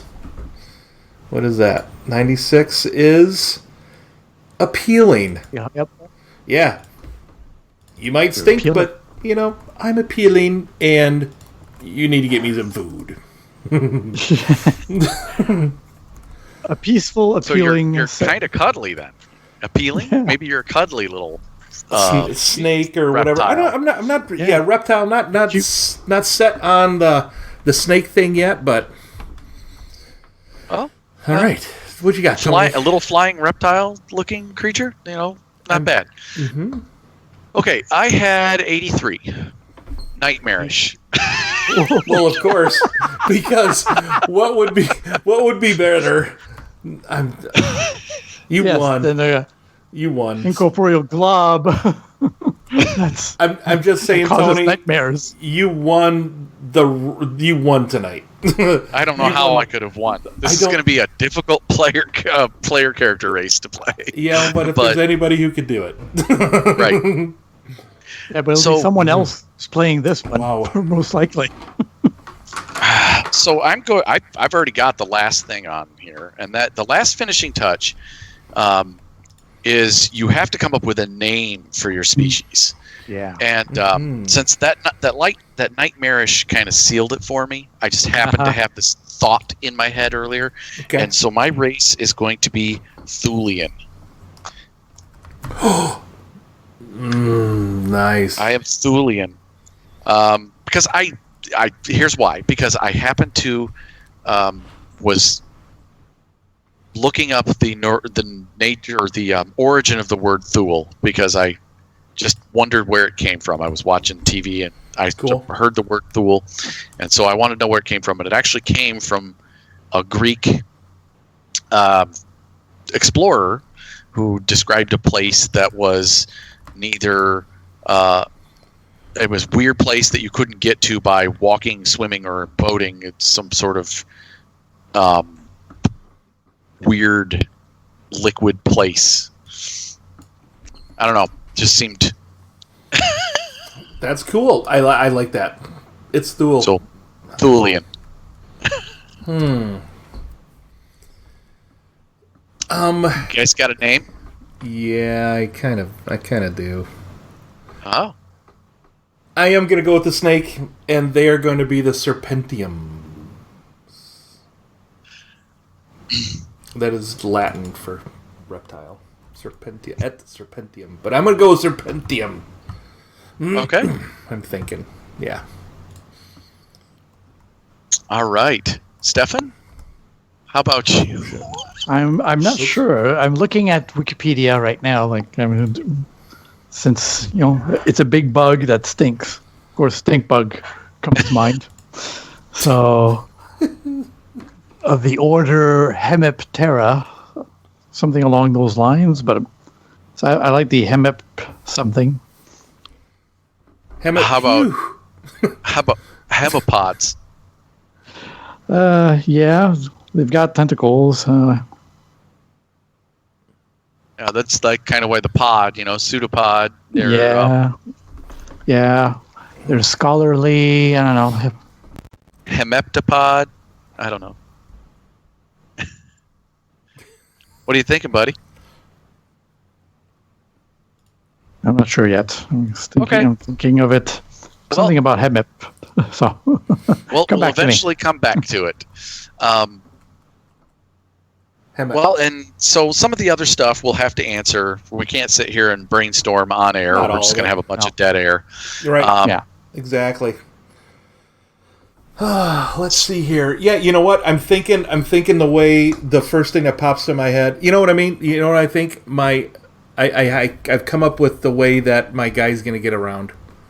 Cool. These well, you get around, or that says how you interact with the environment. Wow, how I interact with the environment. He might be. Yeah, I'm thinking he's still going to be kind of like a humanoid, like robot thing that he's in. Kind of a small thing that he's in. Mm-hmm. Like a tiny robot body? Yeah, like a tiny robot body.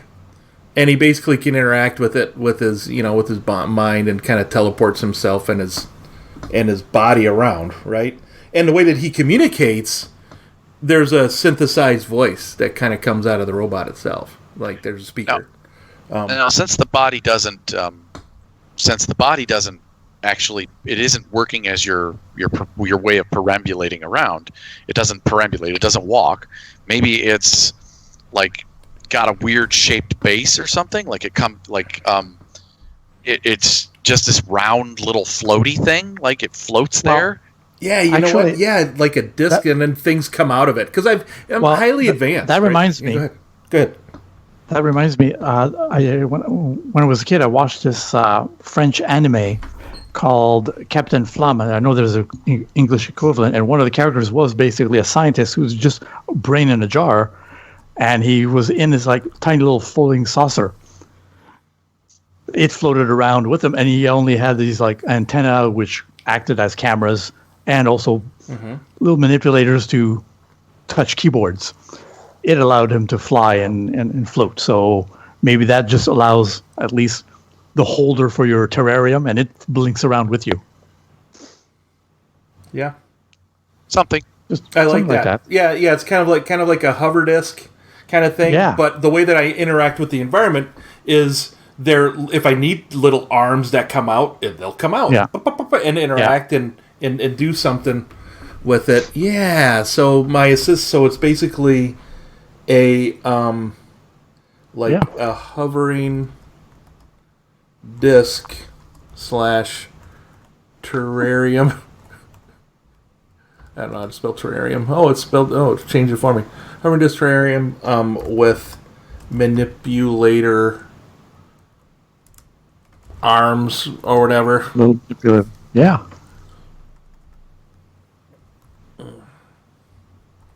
Okay, cool.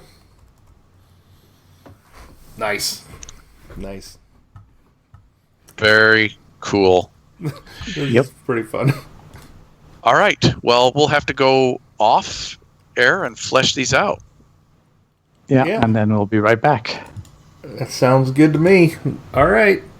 See you soon.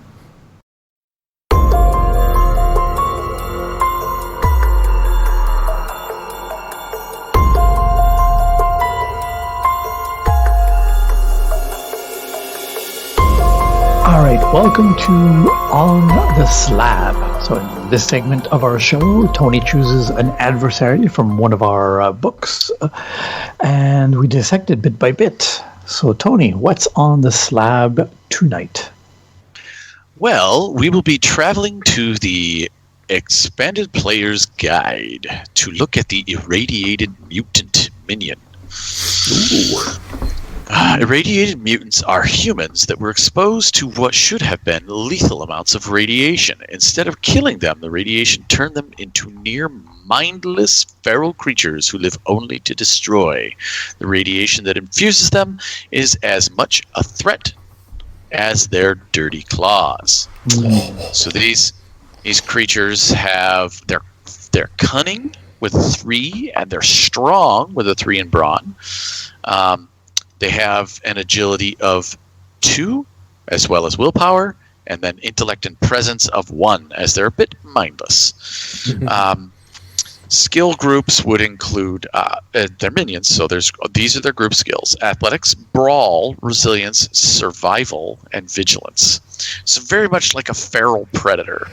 Yeah. No talents to speak of, but they have this ability, radioactive. At the end of an encounter in which the target was hit by a combat check from this character, that target must make a hard resilience check or suffer 1 level of radiation damage. Wow. Now, nice. And there's a note to see the certain glow on page 29 of the book, which I'll go over briefly. The radiation. A certain glow. Radiation. Characters will reduce their strain and wound thresholds by an amount equal to the number of levels of radiation they are currently suffering. When the wound or strain threshold drops to 0, they die. So you can imagine these things are swarming, right? They're everywhere, these mutants, and it was very common for a minion. Then they have equipment. They have Filthy Claws, which are a brawl weapon, damage 5, crit 3, rage is engaged, has Vicious 2, and then that's it. That's all they have for gear. So, pretty simple creature. How would I use On the Slab? How would I turn that to something I could use in another setting? Well, you could just port it over in some settings. If you're using like just a space adventure, you could have a radiated crew of these things. If you're running like Firefly, think these are perfect for your Reavers. Yeah, the Reavers. Yes. There you go. Another one, if you're doing it in a magic or fantasy setting, like Terranoth, you could do a magically toxic mutant, a creature that was near some sort of magical apocalypse that went awry or whatever, and this magic is sapping at their being and therefore will sap at yours, and you can port those radiation rules over as magic radiation. Yeah. A curse of some kind, Yeah.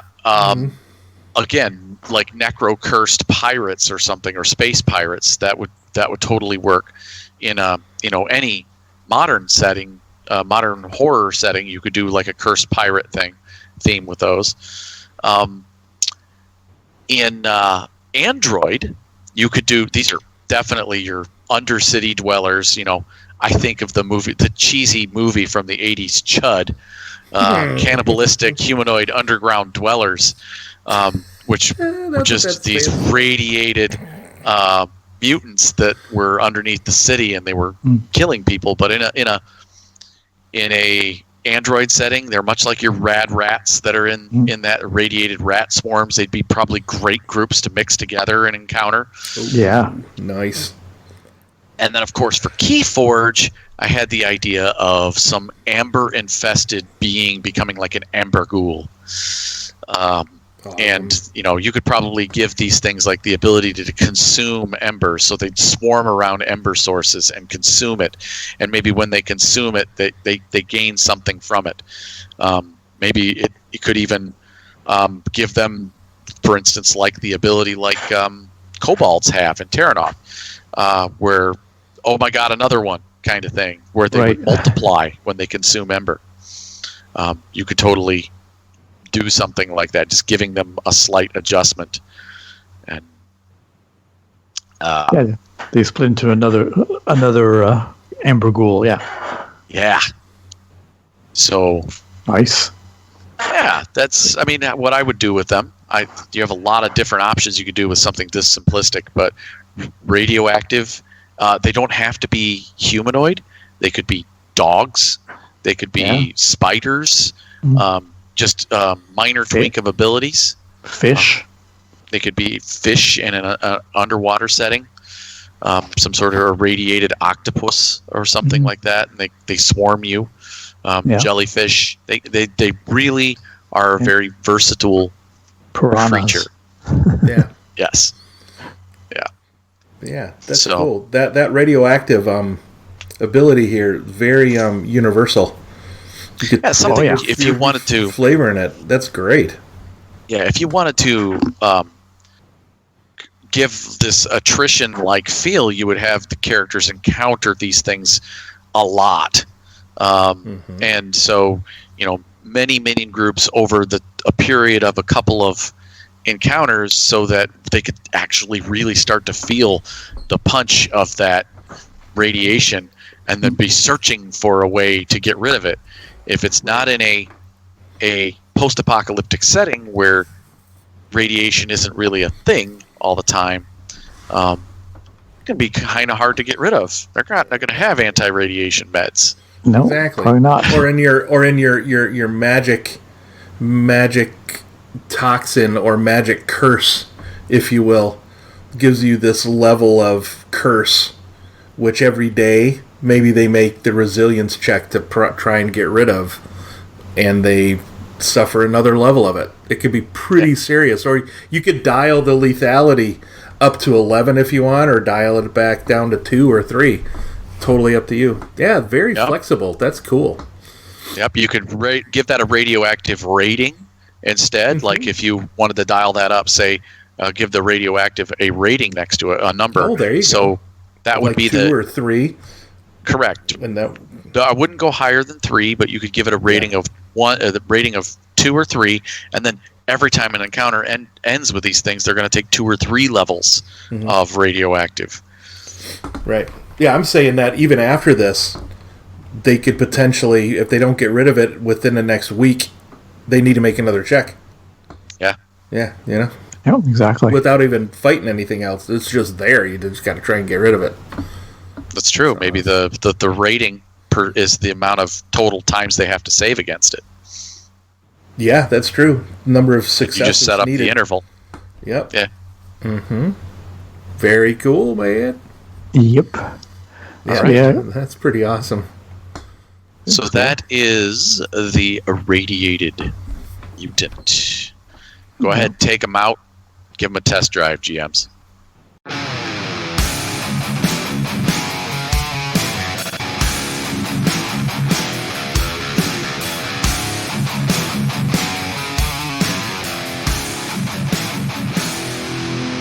Welcome to Advantageous Threats!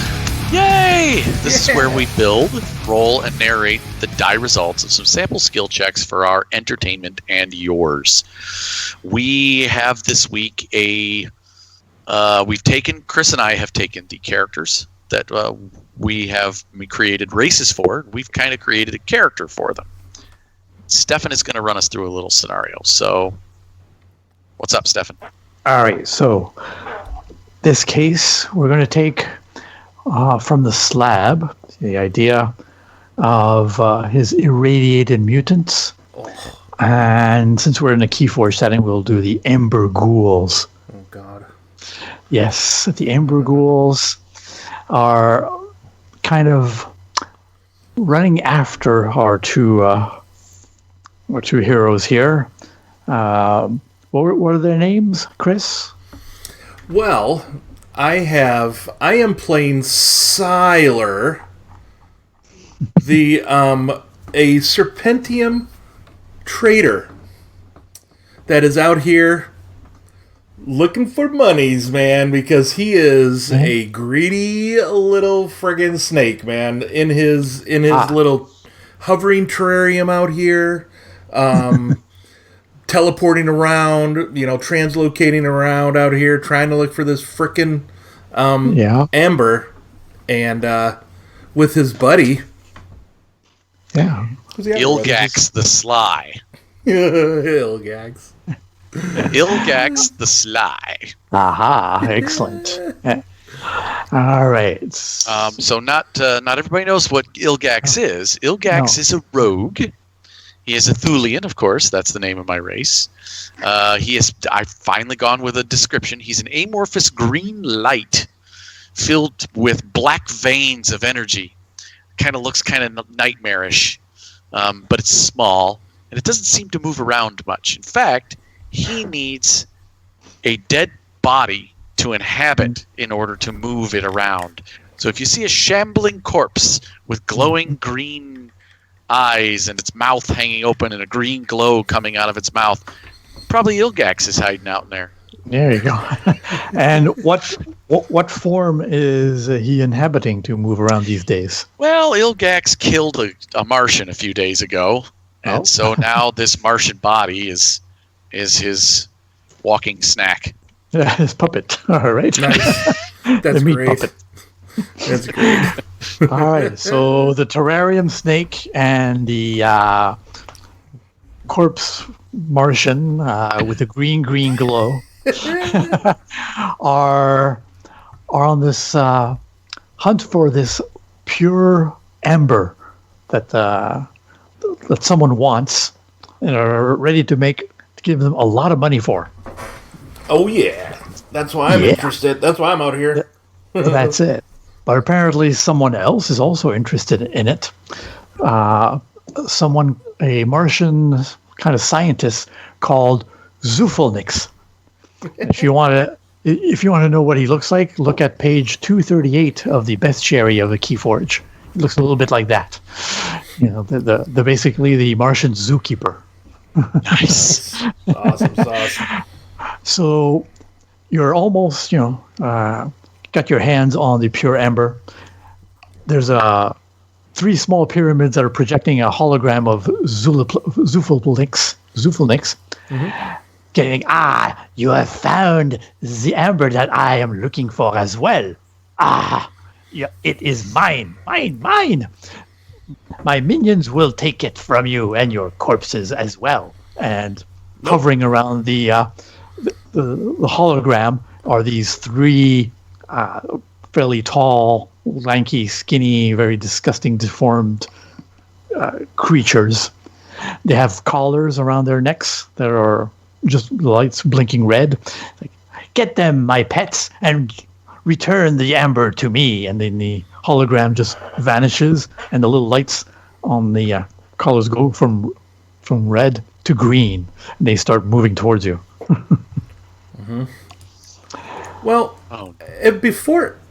would I be able to maybe make a negotiation check with this guy, this hologram, before he goes away? Sure. To say, hey, let's split it. Why not? Let's try that. All right. Yeah, I'd like to negotiate. Hells to the yeah, man. How tall is your robot body that you're in? I am not in a robot body. Oh, sorry. That's right. I am basically I call it the habitat, and it's like a disc, probably about, I don't know, maybe 1.5 feet, like the size of a large pizza. Okay. All right. Okay. It's an old. You know what? He actually converted an old metal pizza tray. Kind of manipulated it and whatever, because he leaves to eat, right? And pizza is one of his favorite things.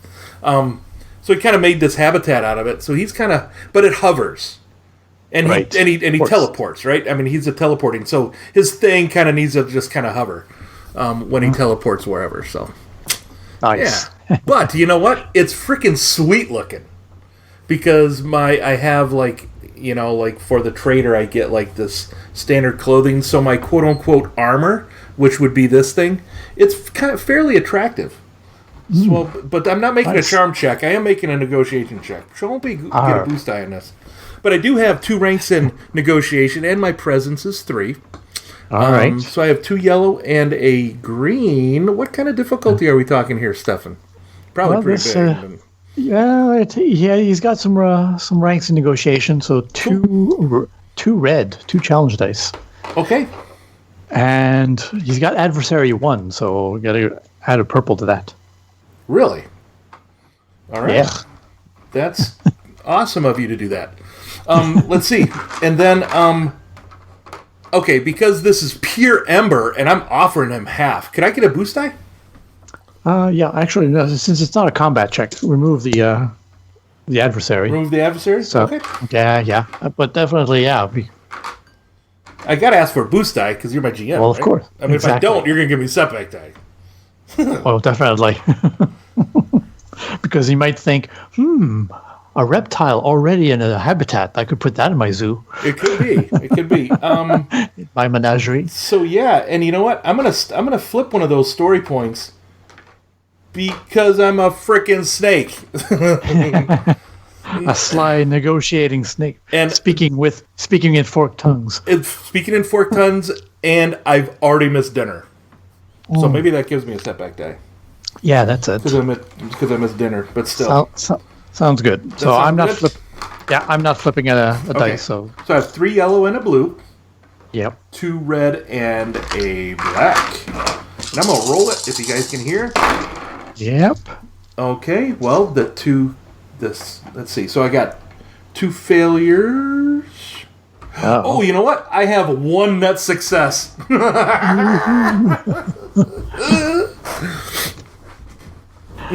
All right. So you're negotiating. So 1 success against him. I'm like, hey, why don't you just take half? We'll take half. We'll be on your way. We'll be on our way. You be on your way. That was my success. Okay, so he's paused definitely. So no threat, no advantages, nothing else, just a straight success. Just a straight success, right? Just good enough. Success. So he doesn't send his goons on you yet. It's like, interesting. But I do have some resources here. Perhaps 60-40. Yeah, we'll take 60. You could take 40. I blast them. Nice. One of He was ready to negotiate it, but apparently, but being I'm a little just bit going to greedy blast himself. one of the creatures and Okay. I'm going to attempt to use coercion and say, for every time you don't accept our offer, you lose a minion. Oh, okay. Oh, that's great. So, Right. So coercion. yes. That's I just blast near them, I guess I shouldn't say. But coercion, yeah. I'm really no good at that. How about deception? Because I have no plan on doing that, really. Okay. So you're just aiming your blaster or gun or at them? Yep. Okay. So deception versus his vigilance. Okay. So what's my difficulty? Just vigilance. That's based off of his willpower, I believe. Yep. Yeah. So just straight willpower of 3. Oh. Hard success. Hard difficulty, I mean. All right. Since I'm kind of nightmarish and scary, maybe it add a little bit of credence to my bluff. Can I get a boost die there, Jim? Oh, sure. Why not? All right. But he has 3 of these little scary minions too, so I'm going to flip a story point to upgrade. Oh my. Okay. Is any setback dice, or am I good? No, I'm good. I'm happy with the- Okay. The dice aren't rolling. This is so very weird. Oh. Are you using Yeah. It's not a the online problem. tool? Yes, I'm using the Genesys dice in. Oh. RPG sessions? Yeah. Oh, Oh, weird. Let me just see if I need this information. There it goes. I had to put in a reason for what the description for the roll. Oh, okay. Very weird. No success is 3 advantage. So Okay. I'd like to use my 3 advantage to, since I've primed my flesh melter eye ray out of this corpse, I just like to use it for a free aim. Okay, sure. Sounds good. Nice. So that was combat. So that was round 0 of the combat. Pretty much. So now we're into round 1. Okay. So do you want All to right. Yeah, I'd like to go first then and Okay. actually blast them. vigilance Okay. then? Do we need a? Do you want to? Yeah, vigilance or Initiative. cool. I'm pretty Yeah. sure it's going to be vigilance for me. All right. Okay. So Whichever you're better at. I got 1. 1.0. 1.0. 0.2. 0.2. All right. So What did his minions get? get 2 successes. They only had 1 dice to roll, but got 2 successes on it. All right. So they rush you. So you just flip How the far away switch. are we? They're in short range, so they'll be spending a maneuver to get to engage range, Cool. and then attacking. So they will attack with their black amber claws. So one of them is hanging back a little bit, so 1 on each of you. All right, so that's part of their brawl. There's 3 of them, based on 3. So 3 yellow dice against the challenge of 2 purple base. Any defense? 3 yellow dice? No, that would be 2 yellow dice. If there's a minion group, who are they attacking? Minion group of 3. Yep. Attacking who? Well, we'll do Sly or Styler, sorry. Oh, you mean Yilgax the Sly? Or Well, Who are you one on attacking, each. the Anyway, snake so or the goo? yeah. Well, I'll start with a snake. Start with the snake. Okay. How many minion? Okay, so you saying that there's 3 minion groups, or there are one. 3? A minion group of 3. Okay. So that would be 3 challenge dice, correct? No. No, 2. Right, 2. 2. 2, and then 2 difficulty for a basic melee attack, brawl attack, or Yuppers. and any defense on Styler? No. No, But I'm flipping a story point, yelling at the guy, going, "What the hell? We're in the middle of negotiation." Well, apparently it didn't take well to being intimidated or being deceived. Oh, all right. So we've got a success, a threat, and 2 triumphs. Okay. So that's like I said, 1 success, base damage 5. That's 6 damage. Okay, so I could soak 3 of that. There we go. So my current wounds will be 3. Oop. And got 2 threats. I don't know how you want to use that, but 2 threat. We're gonna give. Let me see. I think the 2 threat. We're gonna give him a. We're gonna give them a setback die on their next attack, I believe. setback dice on the next guy's attack, and we'll be attacking the slag one. All right. Put that there. All right, and I managed to do some damage, so we'll do a crit on you. And two triumphs. You want to activate? Yep. Yeah, crits, and then plus. Yeah, plus and it's got vicious 2, so it's a plus 30. So plus 30. Oh my gosh, Stefan. Well, I'm taking pretty much the irradiated human. All right. So a total of 68. That's a total of 98. Holy buckets! All right, Tony. Yeah, I know. What the hell? What is it? Do you have the? Oh, 98. Yeah, I got it here. 98. You have it. Yeah, crippled. Don't have the chart with me. Crippled. One of the target's limbs selected by the GM is impaired until this injury is healed. Increase the difficulty of all checks that require the use of that limb by 1. Okay, well then, why don't we say that I'm pulling out my pistol, right? And you've crippled that arm, that mechanical arm. So Sounds when I good. use it, potentially, right? Okay. Yep, sounds good. Impaired, increase the difficulty. Oh my gosh, nice. All right. All right. Okay. And then the other one will attack. Wait a second. Yep, sorry. Other one? What? I thought you said there was one group of minions. One group. Yeah, right. Sorry. One group. They attack as a group. Sorry. So our turn. Yep, your turn. Go ahead. All right.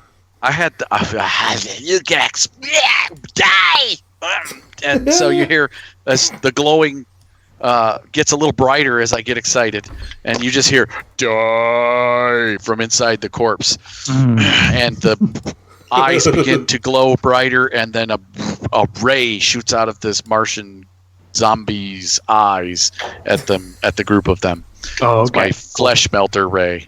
Aha. Nice. Nice. Very nice. Yes. And it's not working. Why not? Okay. We'll do it from here. There we go. So it's at short range, or they're at engaged range? One of them is engaged range. The other 2 are just hanging back, but still pretty close, just behind them. As a group. So engaged range. Yep. So they're a little close for my taste, but so I'll take that second difficulty die because it's a ranged attack that I'm using. Right. But I did have an aim, and I will spend my maneuver to aim again. Okay.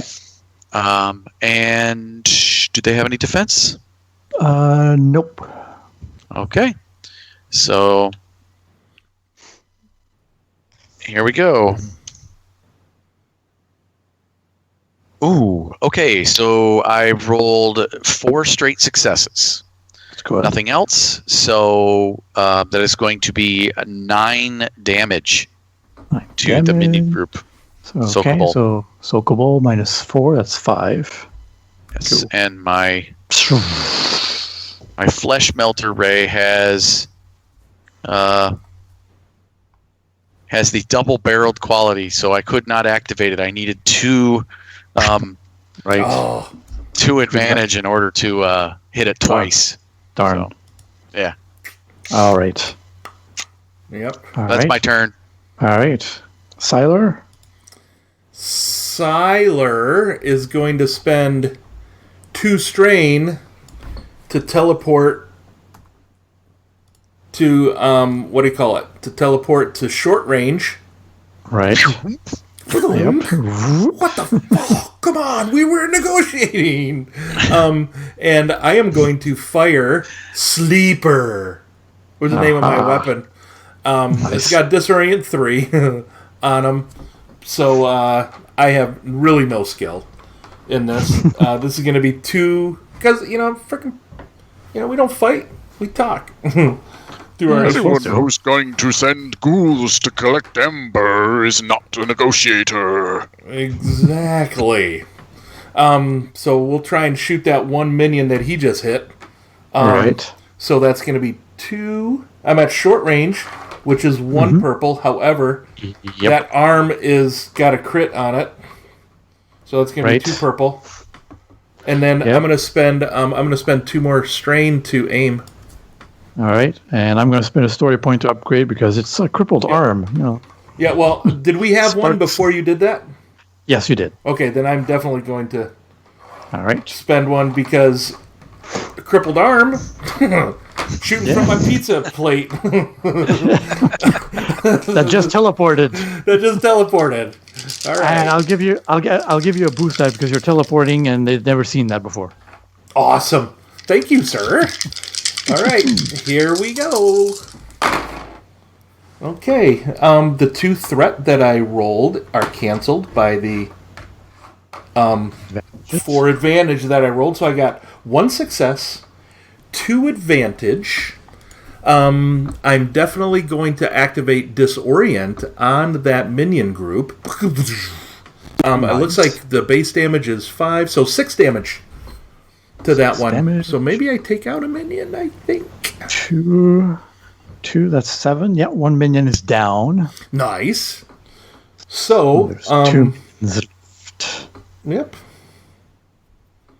All right, and Disoriented. Yep, so that'll give them a setback die, and I think I also gave them a setback die when they attacked us, so... Yep, so Can't they'll remember have if you 2. added Yep, I have the dice in front of me to remember. So the threat, right? Yeah, when you hit me? Yeah, cool. Yep.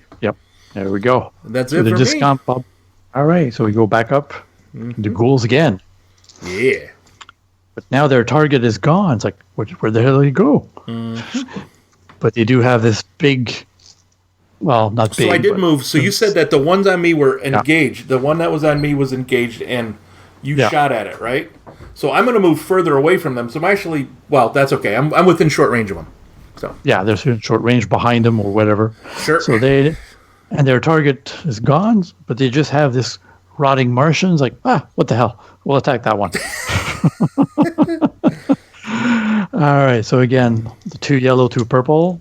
Do you have any defense? Sly one? No defense. All right. No. Fair enough. They do have 2, But they do have- 2 setback dice. But 2 setback dice as well. Going to spend a story point to upgrade. So we get an extra green dice. Are they targeting me with a brawl check? Yes, they are. Then Basically a they brawl will check. have to increase the difficulty twice Ooh, all to right. damage me. Yes, That's because 4. you're... That's 4. Because I am incorporeal inside this meat skeleton that I'm this chunk of meat I pilot around. If I'm upgrading, I'm upgrading the difficulty or adding No, you're to the adding. difficulty. Increasing the Okay. difficulty, so you're adding... All right. So it'll be 4 All right. purple. So to 4 start. purple. All right. Fair enough. 4 purple, 2 blacks, and 2 green. So they'll go for that. If you can't hit my little buddy, Yeah. you won't be So able to those are all. Those are all the blanks. Take those out. All right. That's a combination dice. Those cancel out there. This one cancels out there. And I'm left with a failure with a threat. As they try to hit this little Martian puppet. Oh, they can damage the body all they want. They're probably scratching and clawing at the flesh, and there's chunks of Martian falling off, but it's not stopping me. No, exactly. Nice. It's not doing much, but it does cause a threat to them. How do you want to use that? Just they're a little distracted. They think they're doing well. There you go. So They'll maybe get a setback die on their next check. Setback sounds good. Awesome. All right, next initiative slot. Go ahead. I've got them distracted. Yeah. You want me to do it? Okay. Go ahead. I've got them distracted. I'm looking at my next body I'm going to inhabit anyway. Yeah. That is, you hear like a mechanic, like kind of something like, well, yeah, that's still really creepy, man. I really don't understand. All right, so let's see. So we got That's still so creepy. still so creepy. All right, I'm gonna aim for free. All right. So I have 2 green, a purple, and a blue. I'm gonna spend a story point again All right. and upgrade that. So Good. a yellow, green, and a blue against 2 purple. You good with that?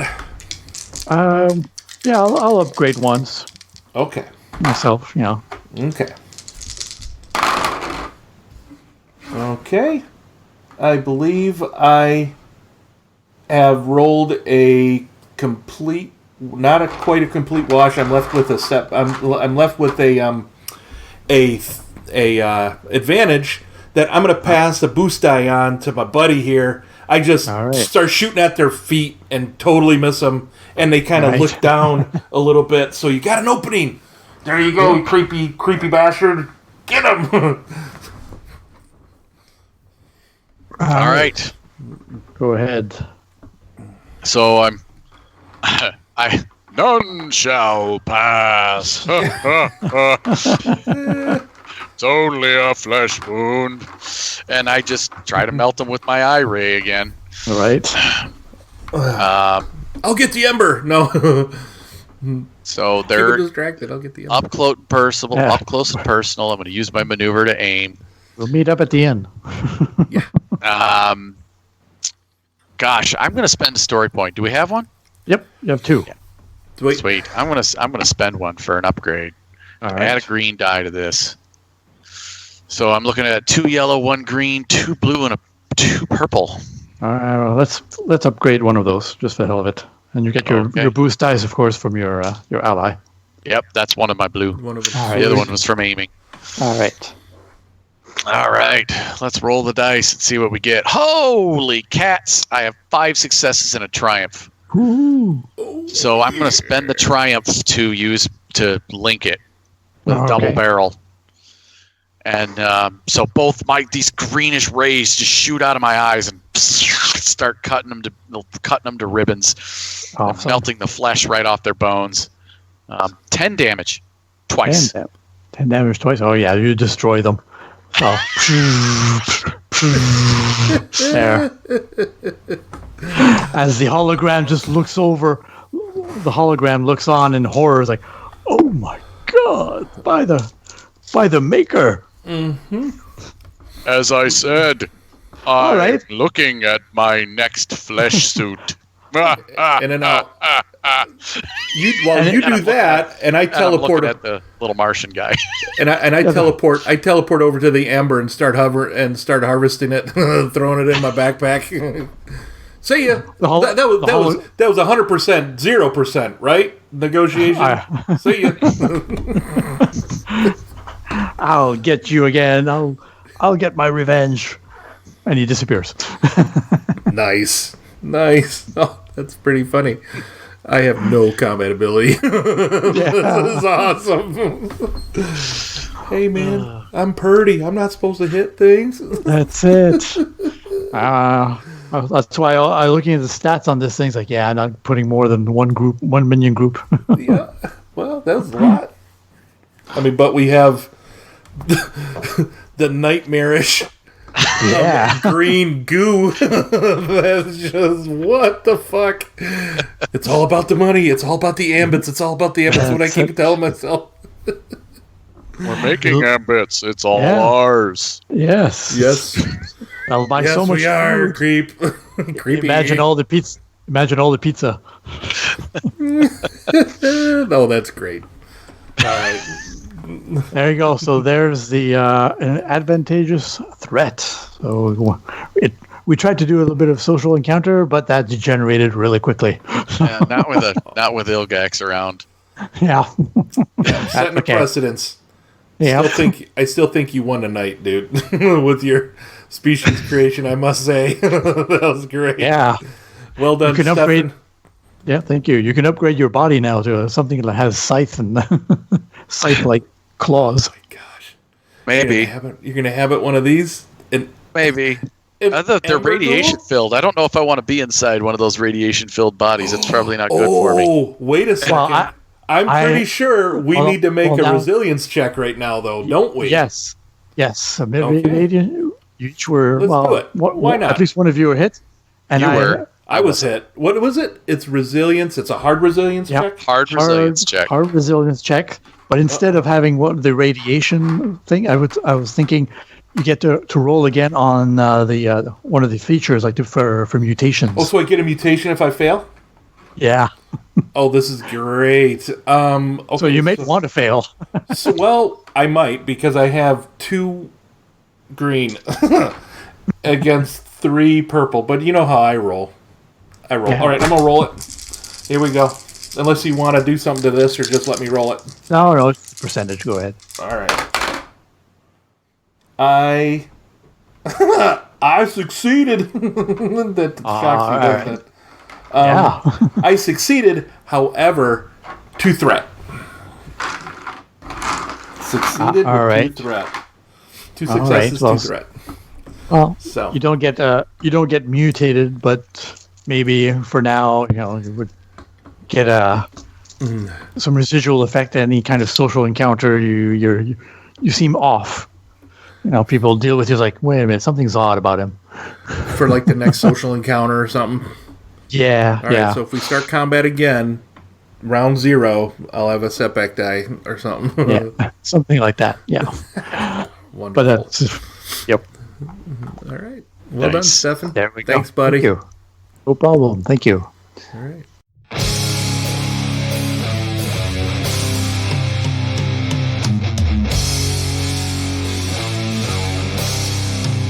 All right. Well, that's our show for the night, folks. So next time, we're going to jump back into the extended player's guide and take a look at the adversary rating system.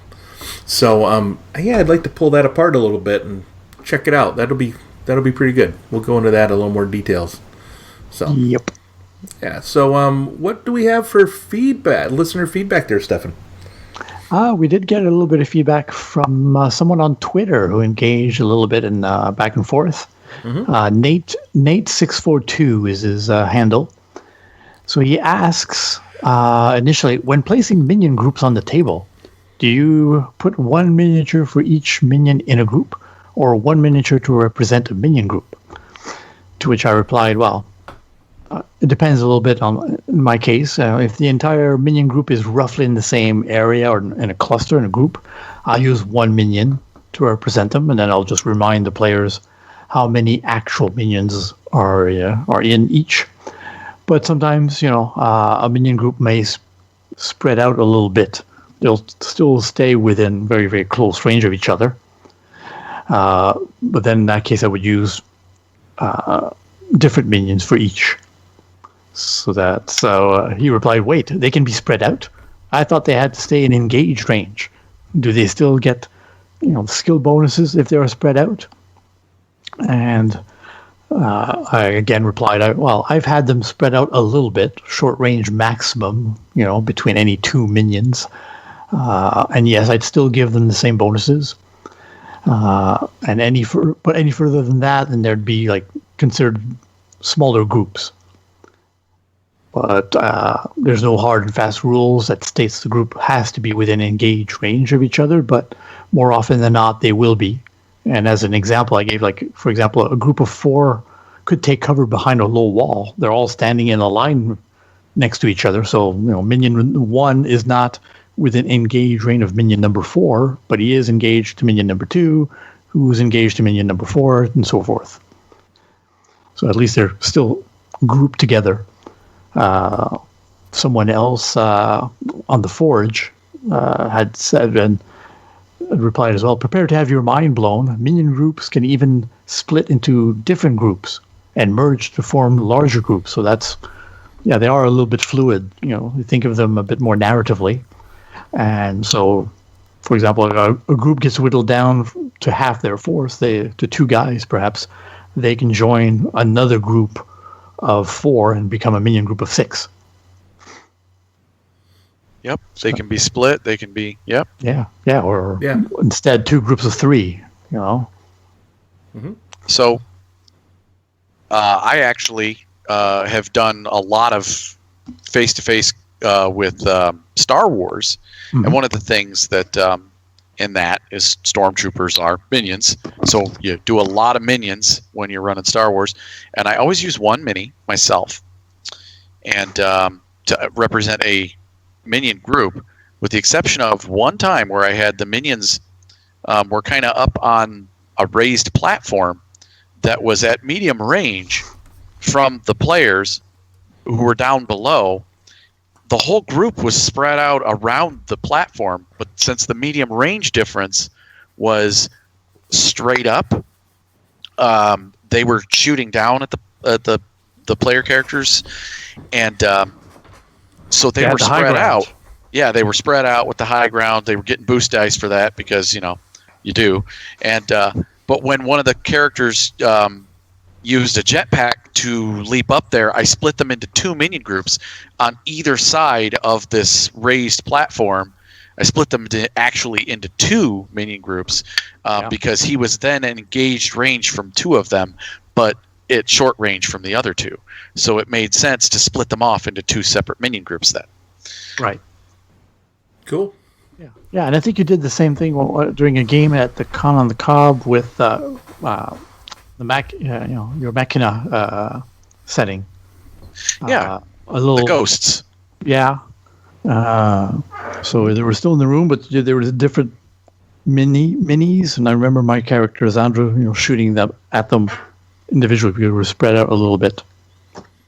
Yep. But there's still a minion group, so one die roll for all of them. Yeah. So yeah, you can totally play with that concept, and just keep in mind that the combat's fluid. Do what makes sense. If your minions are close together, if they're bunched up, 1 mini's fine. If they're spread out, a couple minis is fine too. If you've got 100 zombie minis and you want to really overwhelm your characters with 100 zombie minis on the table, but you only want to do, 4 minion groups of 25, that would be hell on earth. Or 5 minion groups of 5. That would suck. That would be horrible. If you have 25 out there, 20, maybe 20 minion groups of 5. The horde, a horde coming. Horde, yes. Oh yeah. I would run the other way. Just saying, but pretty much. I would be teleporting the fuck out of there in my little pizza plate. Yeah. The first time I GM'd for some friends face to face here, my Dragonstar campaign. We did a little bit of a mock combat to get them used to it, and a couple of minions groups. So they said, they're minions. We'll take care of the big bad guy first. They realized, wait a minute, the minions groups, when they start succeeding, they can be deadly. It's like, yeah, when they're don't whittle them down. That's right. So and don't forget that when as minions are being taken out of a group, reducing that difficulty, decreasing the difficulty, right, as you're doing it. So their skills, their decrease. And then when you as an audible here, sorry, Chris, go ahead.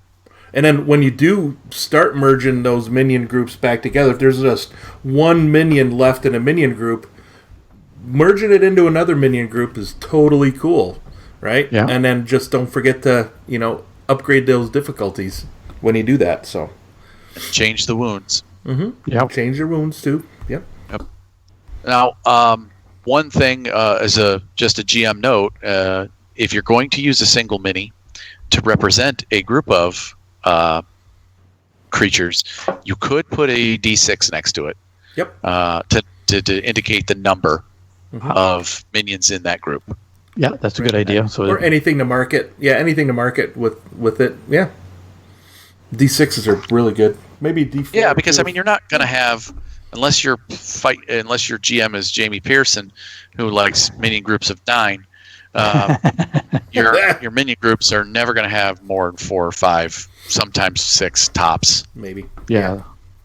Because that's a lot of upgraded skill checks. Well, if you have a mini group of 6, it's going to be 5 yellow dice and a green one when they're making any check with the group skill. So that's nasty. Well, that's it. Yeah, that's pretty nasty. Yeah, sometimes I like to keep it to 3 or 4. And even if they're merging again, it's like, they're merging, but there'll be like 3 groups of 3 instead of 1 group of 6. 2 groups of 3, I mean. Makes it easier, at least on my end, and they're still pretty effective. It's still a couple of Pretty decent. of yellow dice. Yeah. So there you go. So thank you, Nate, for your question. I hope we were able to illuminate a little bit, and I hope even our Twitter interaction helped. Cool. All right, well... And hopefully it helped other people. Sorry. No, you're all right. Other than Twitter, there's other ways to reach out to us. Of course, there is Twitter. That's at @FTN_Genesis. But there's also findingthenarrativepodcast at gmail.com. Finding the Narrative on Facebook. You can reach out to Stefan and myself there. You can talk to all 3 of us at Finding the Narrative on MeWe. And, go out and listen to us on Podbean, iTunes, YouTube, Google Play, Spotify, others. Yep. Well, thanks, folks. This is Tony saying, let's tell a story and spend a story point. And this is Stefan saying, dare to ask for those boost dice, just like my co-hosts have been doing. And then remember the rule of cool. Also remember to feed your green goo of a buddy, or else he's going to eat you. But just have fun doing it. Good night, everybody. Good night. Bye. Finding the Narrative, a Genesys RPG podcast, is not affiliated with or endorsed by any companies mentioned on this show. Any of the products mentioned on our show or appear on our website are the property and copyright of their respected owners. All items are used under fair use and educational and review purposes. All other items are the intellectual property of Finding the Narrative, a Genesys RPG podcast. Copyright 2020, all rights reserved.